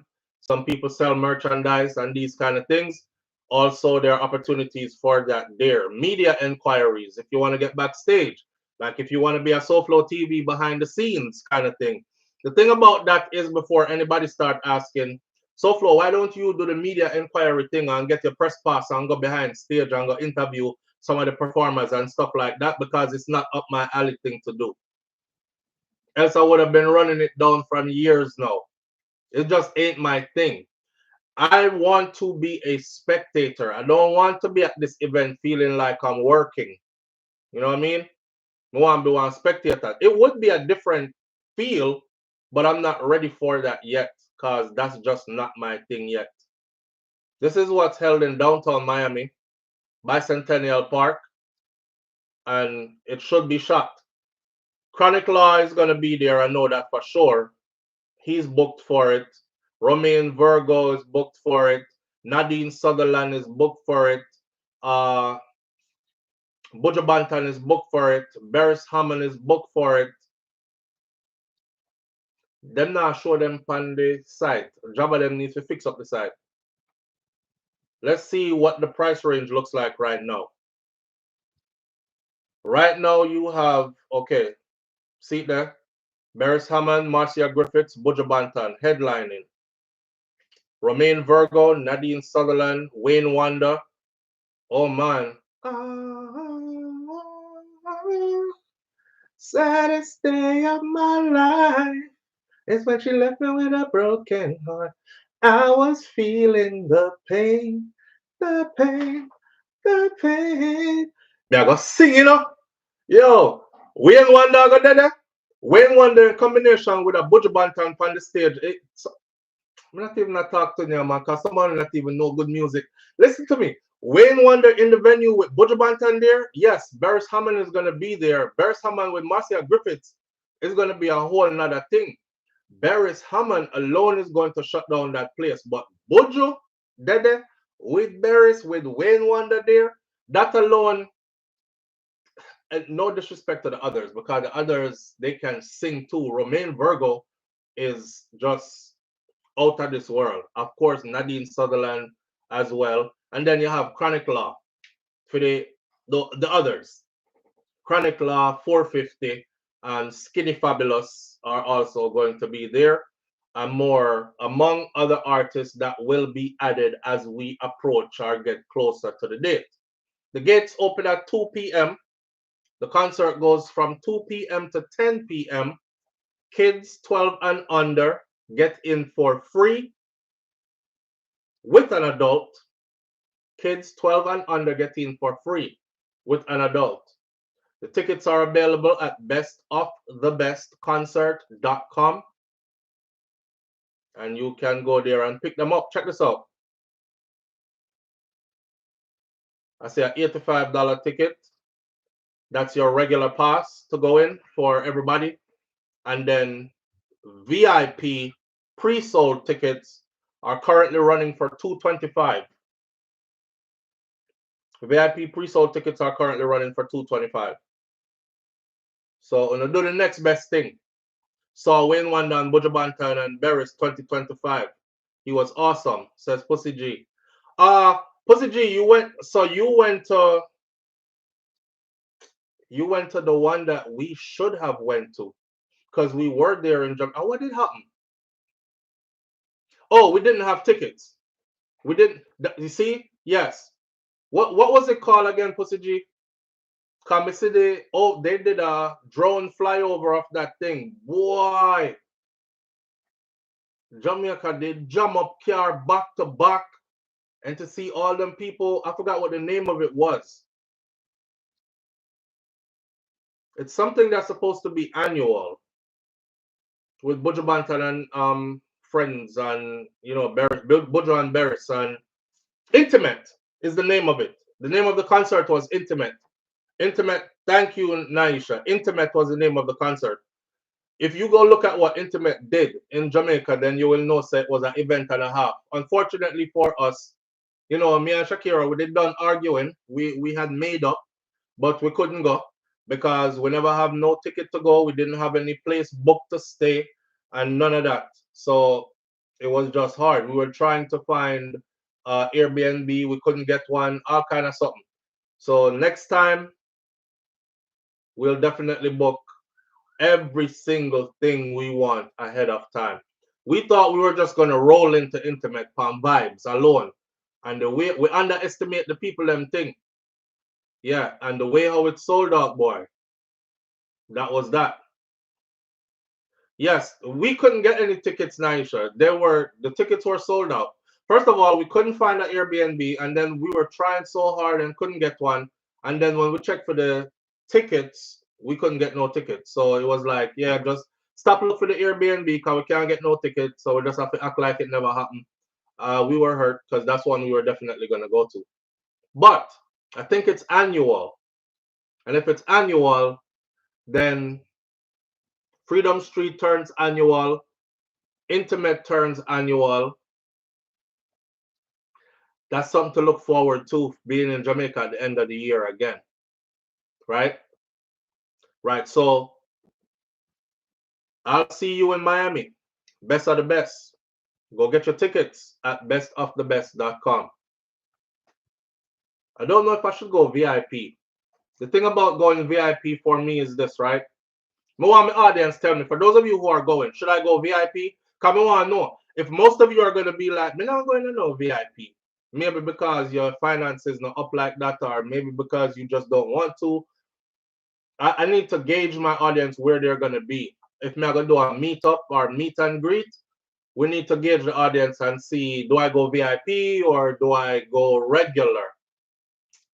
I'm thinking small, but usually thinking small is not good. I normally go VIP because VIP offers an extra level of security, an extra level. Nobody is paying $225 to go make trouble. So usually VIP nice. The people that pay them $225 and over there, they're really over there to have fun. You know what I mean? Now when you're out in the loose part where $85 to go in there, that's where you're gonna encounter somebody want to fight or something do something or loose business. So that's why I always go. Now to their credit though, I've never seen a fight break out or anything bad happen at Best of the Best. Not since we got rid of the Yankee part of it. Because when we used to do it with, and this is no disrespect to them, but when we used to do it with, it was rap, hip hop slash reggae or Caribbean something. Boy, we used to have all kind of drama. And I noticed that after that stop, we haven't had any issues. So I'm just saying. We got the hookup, Pussy G. All right, Sharon Ingram, VIP.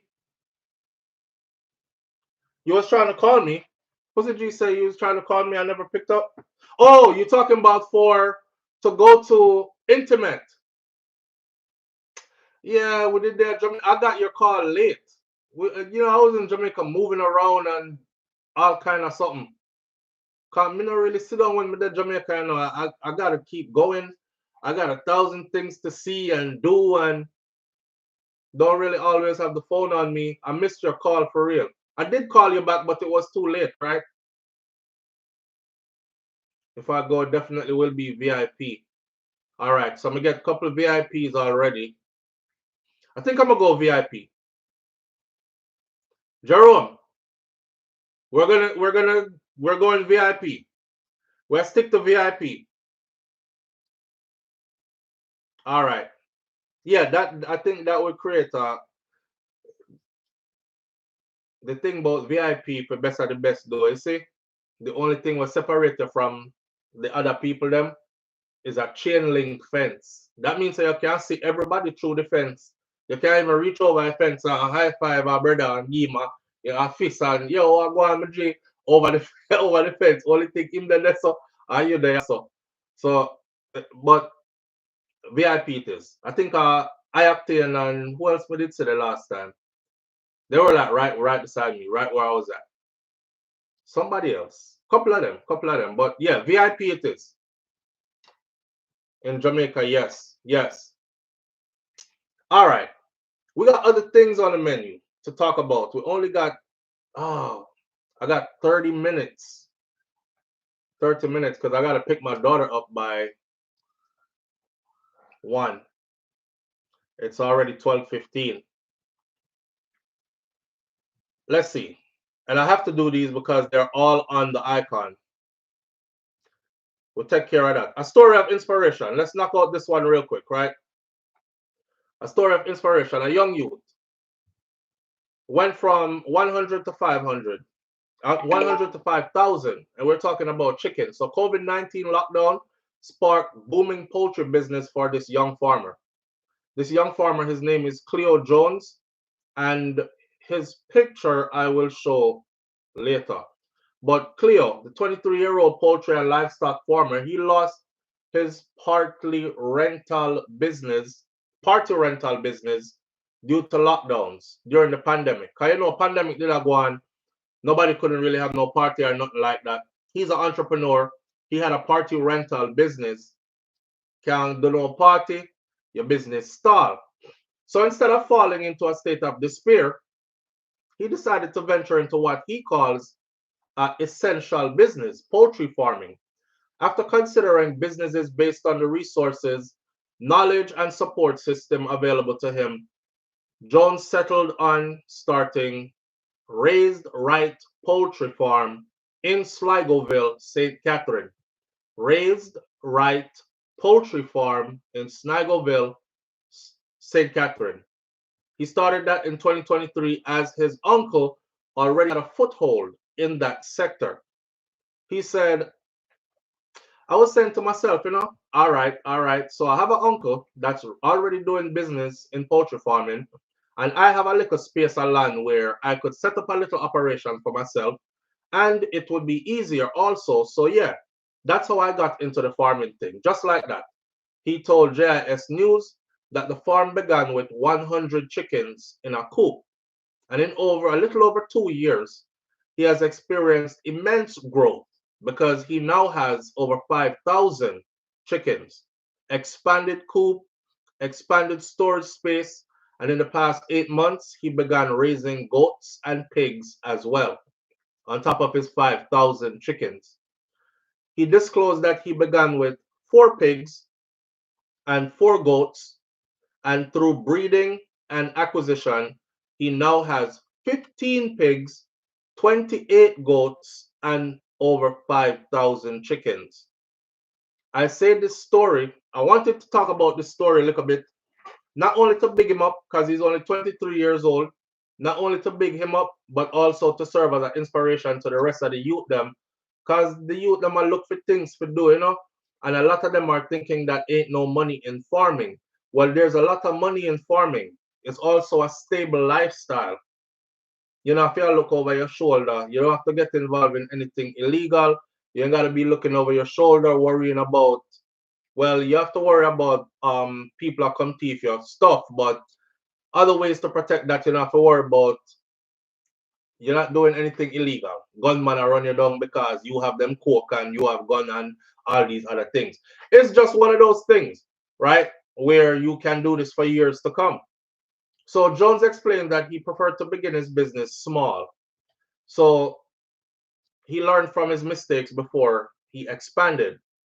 So I started that small as well because that's just what I do. So even if I have the money to say go all out, I'm just the kind of person that just likes to start small so I can gain knowledge before I invest a large amount of capital into whatever it is. And I think that's the better way to go. You know, you grow with the business and you learn from the mistakes you're making along the way as you grow. That's a wise young man.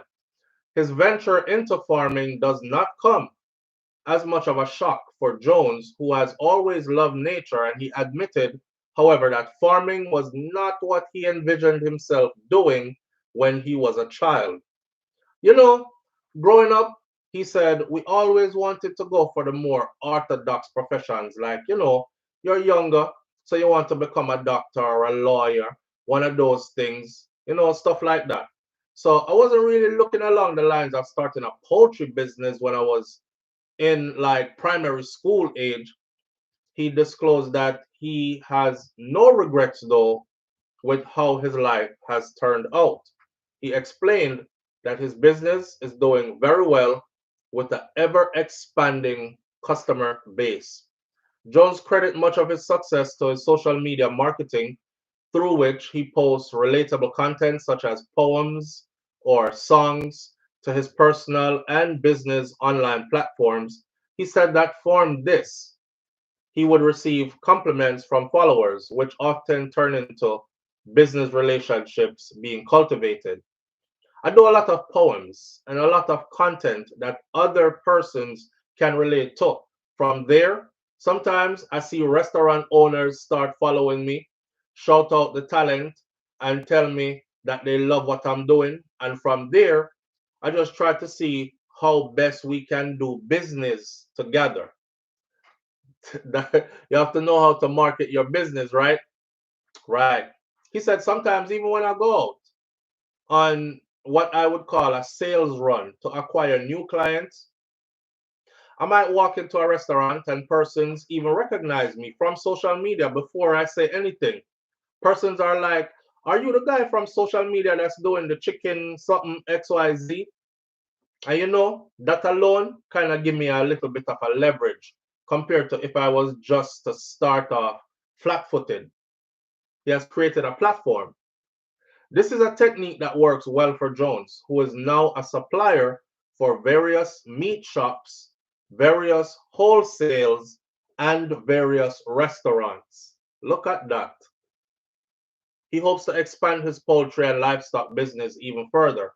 He said, one day I would like to have my own establishment, you know, in terms of like a wholesale or a big meat shop or a restaurant where I know that at least I can have a market for my own products.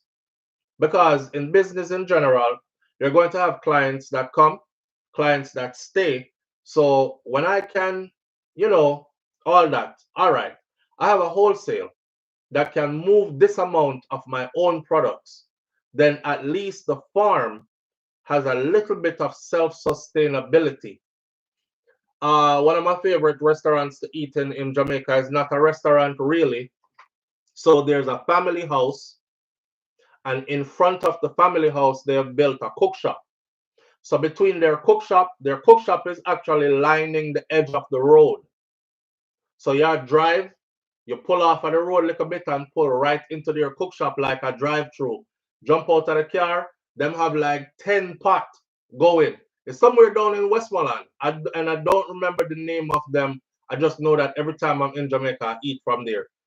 They, so everything they cook in that restaurant comes from the farm that is behind their house. So I understand the full concept of what he's saying, right? Yes, he's a young visionary, Nance.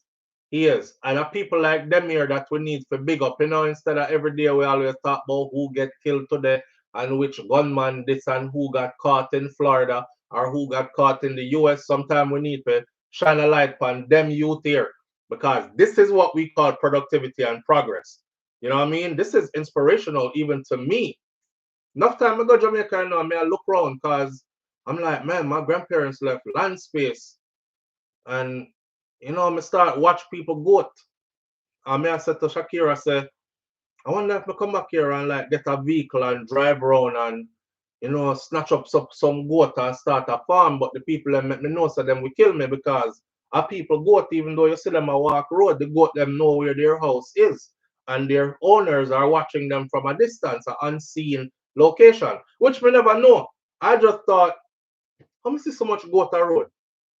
If me come down here now, rent a big truck and grab a couple of youth and we go snatch up some goat and start a big goat farm. Because Jamaica, you don't know, curry goat is a staple. So already, you wouldn't have hand to sell goat if you have a goat farm. It's just common sense. But there goes a lot into it as well. Because you have to learn how to raise the goat them properly. You got to learn about deworming. You have to learn. I was watching a video yesterday of a young guy in Jamaica that started a goat farm. And I had no idea that so much went into raising goats. Them have like 4 different sections. So you have to have the mother goat them over here. So then you have the old one them with age out over there. So them just like put on weight now so them can slaughter them for meat. Then you have the young, the ram them over here. So and then you have it's one bag of something we're going to it. In my mind, I'm thinking one big pen, whole heap of goat. It don't go so. It don't go so. So Flo, you would be a goat thief. Imagine it, left foreign, fly go down to Jamaica, go turn goat thief. What do you do when you're in Jamaica? Thief goat, thief people goat. My farm big, you know. Me I want big farm of Clarendon, you know, 5,000 goat. Oh, you get so much goat. Oh, me just drive around and pick up goat. Me thief people goat. That would have set for me, see. That would have set for me, see. Yo, so anyway, he shared that he said that Hurricane Beryl, the last hurricane that went by, devastated much of southern Jamaica in July of 2024. Did a bit of damage to one of the chicken coops that he had, and he lost some of his birds then. But he remains thankful, however, that he said that it could have been worse, you know, but he never get hit the full brunt and lose everything. He stated that the majority of the issues that he encounters in the business were in the initial stages of the business when he did not have certain knowledge about raising chicken. You see? Right. I like his strategy. Start out small, get 4 goat first, and then learn from what happens with your 4 goat, right? Get 100 little tiny chicken first, and then learn from what happened with those, so on and so forth, and then grow. Now the man have 5,000 chicken, a whole heap of chicken that you know, a big chicken farm that you know, and he's supplying wholesale meat stores, and restaurants and grocery store. Big up to yourself, youth. Big up to yourself. He said, I had these issues when I just started, feed shortage and so forth. Insects would probably get inside of the feeding and it would waste it. You know, feed would probably get moldy on me and so on. You have to know if you store the feeding properly, else it grow mold on it, can kill off your chicken them. Yeah, all kind of something. You're gonna have to learn how to keep them warm. You have to learn how. My grandparents raised chicken, and my job was when I was living at their house as a little picnic was to go pick up eggs. So I used to go in at the chicken house and pick up eggs and bring the egg them upstairs. Whole heap of egg. We had, you know, the tray them that hold 36. Yeah, me used to go in a chicken house with one of that and come out with it full of egg, right? So I kind of remember some stuff about raising chickens, but I wouldn't say I'm a professional. I would need a lot of help. But yeah, I think teaching the people them go to that be like more sustainable for me or more doable for me. Yeah. The fall cook, yeah. If you look at my video from when I'm in the countryside in Jamaica when we're at Clarendon, that's one of the fall coop that's still at the side of the house, the big one. Because my grandparents used to raise a lot of chickens. They used to supply grocery stores. And just like him, grocery stores and restaurants and stuff. Yeah. I think they kept, I would say they kept 100 layers, and at any given time it was 200 white fowl. And for them, white fowl used to grow big. Remember, one chicken weighed 25 pounds. Big chicken. He said, I've had issues where when I just started, there would be like food shortage for the chicken I'm feeding. The mold would take up the feeding and insects would get into the feed and so on and so forth. So he had to learn how to store them and all those things. And he hopes that the government can help in providing training to poultry and livestock farmers, including best practices and how to market their business as well. He also hopes that assistance can be provided for poultry farmers to tap into bigger markets, such as chain restaurants like KFC. Mhm. A lot of persons face marketing issues, even though we know that with the two bigger chicken companies, it's a tough market to break into because, the bigger establishments like fast food restaurants, they don't really take chicken from small farmers. I don't know if there's anything that the government could do there in terms of lobbying for us a little bit more, he said. Now, despite the challenges, he still recommends that young people dive into farming as a career, whether it's full time or part time, and just a way to supplement their regular income. No, the government not go do nothing for you because them like importing, and they will import the rotten chicken from overseas and sell it at half the price of what you're selling your homegrown organic good chicken for. That's the truth. That's the truth. So it really up to the restaurant them, you know, if they're gonna want your chicken or not. That's sad, but still. Them cut out the small farmers. Yeah, Missy Brambra, big up yourself, sis.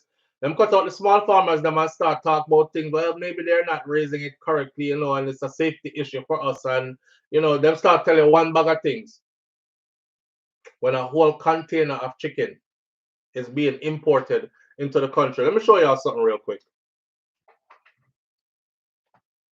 Because a lot of people don't know this.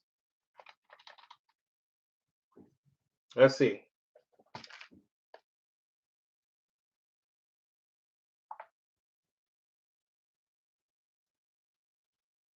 As me open my phone, so 1,000 message on the screen. Actually, how much chicken does Jamaica import annually? Here we have it. In 2020, so this is a young chicken farmer, right? And saying he's speaking to the government and saying hopefully they could do something to help, right? Okay. In 2022, Jamaica imported 22.6 million US dollars worth of poultry meat, making it the 112th largest importer of poultry meat globally. The main suppliers of that poultry meat were the United States of America, Canada, and Denmark, and the United Kingdom. Specifically, Jamaica imported 18.1 million US dollars worth of poultry meat from the United States alone, 4.5 million US dollars worth of poultry meat from Canada, 29.9 thousand from Denmark, and 5.33 thousand from United Kingdom. Why are we importing chicken meat from the UK? That makes sense, Tolo? Why we import chicken meat from Denmark and Canada and the UK? The United States of America is right next door, especially if you check Florida. Florida into Jamaica is an hour on a plane, and the weather is pretty much almost the same as Jamaica, tropical climate, everything. I don't know, maybe there could be trades going on there, but why are we importing chicken meat from the UK, Denmark, Canada? That's something that don't make no sense. And that was in 2022. In 2023, Jamaica imported 20.8 million US dollars worth of poultry meat again. So this is an annual thing. On average, Jamaica imports, we're not ready for that one here. Jamaica imports $23 million worth of chicken neck and chicken back annually.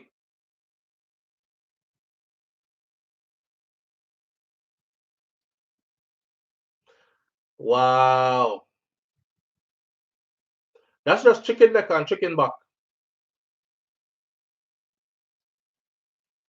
Get to oxtail, Missy bro. Get to oxtail. 23 million US dollar worth though. And we have our small farmers like this brother who is begging the government to do something for us so that the local people will buy from us. They won't. They've invested so much in getting that meat into the country, them have to have a market to sell that meat back to make back their money from how much they have imported. So what you're essentially asking them to do is to slow down or stop their exporting or their importing rather of chicken meat so that we can have a local market instead. Me hear people at Jamaica say it all the time. Yeah, dog, name your supper now, cause the Jamaican them, the meat when them grow locally, whole heap of attitude and them sell it too expensive, like them want to get rich in a one day. So me just go buy the one we import from foreign. They say that, believe it or not. And you can tell them already, say, so them wash the meat in a certain chemicals and them kind of something they're not good for your health. And me no business. Can me wash it off when before me cook it. It's cheaper.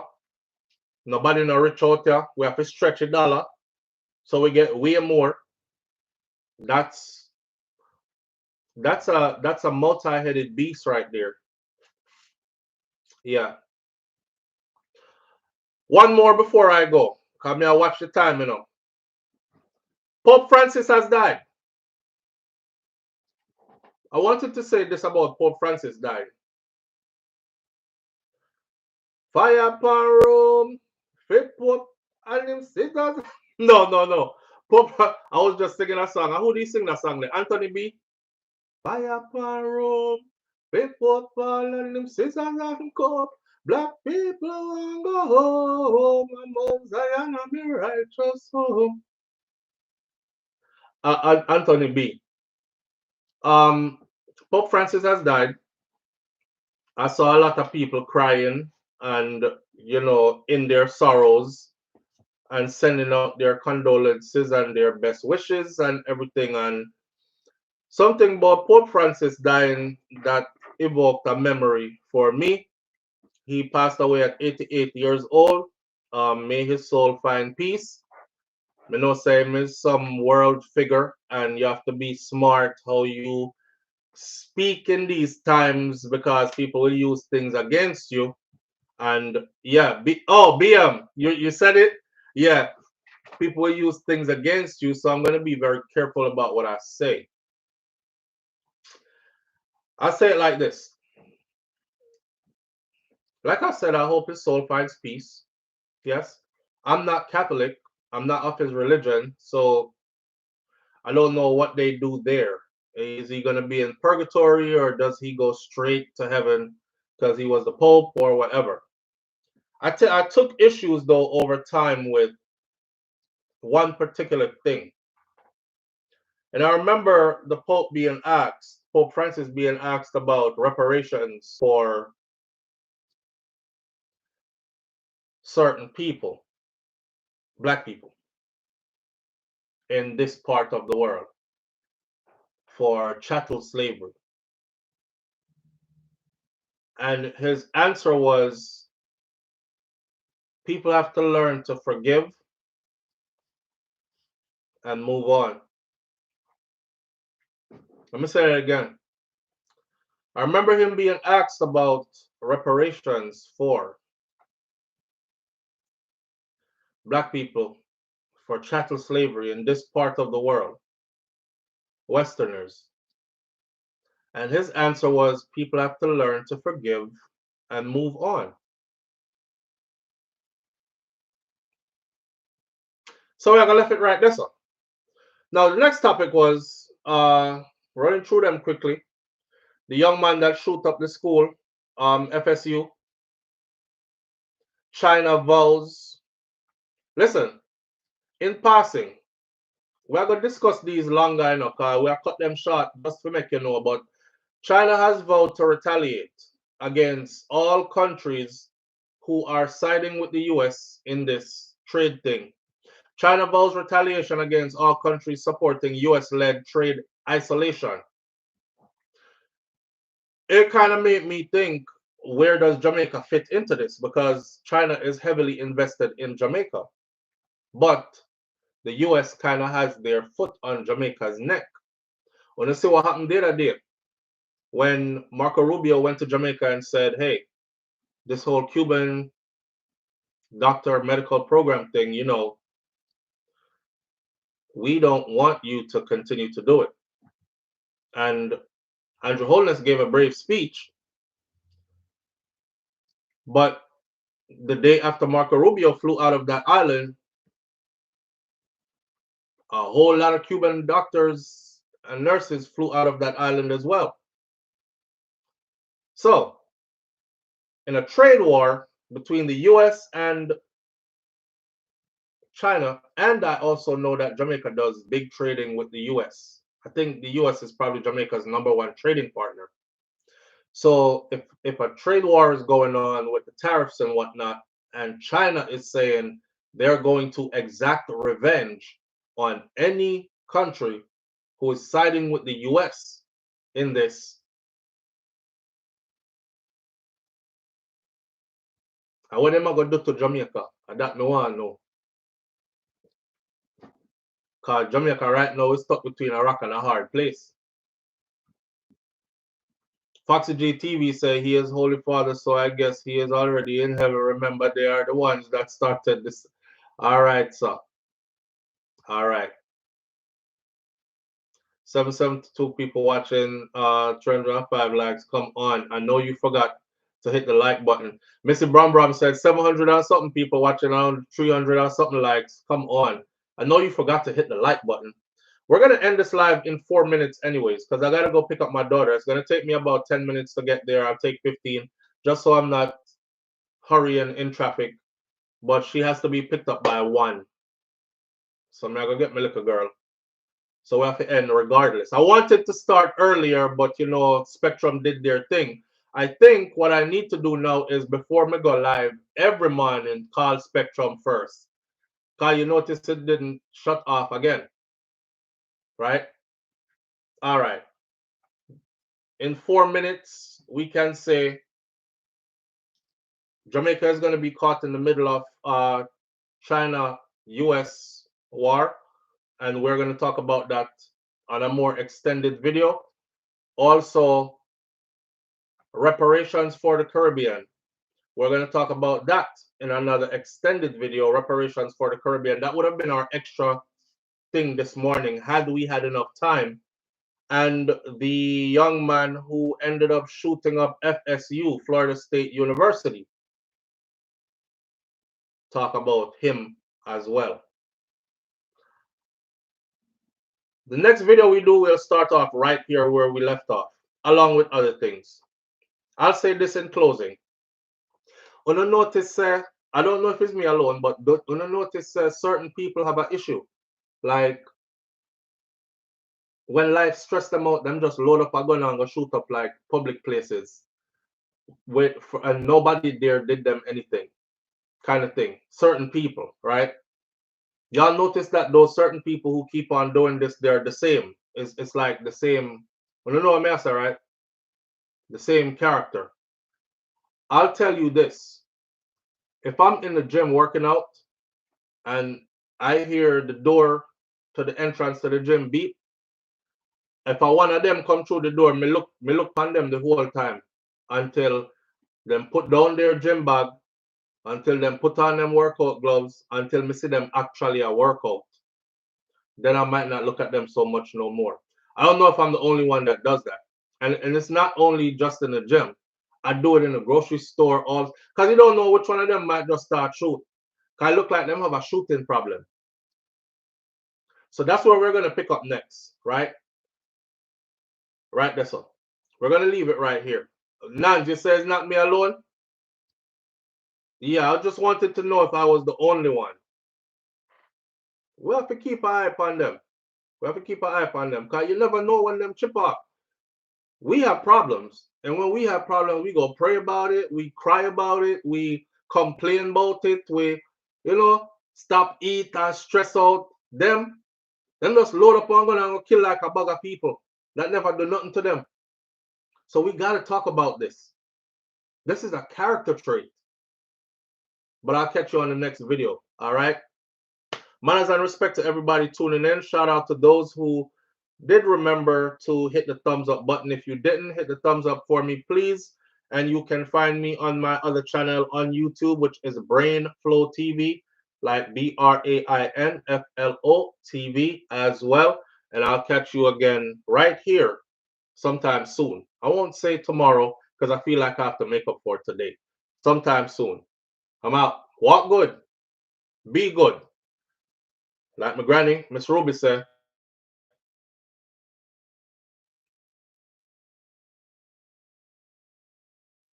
be good. She said, be good. If you can't be good, be careful.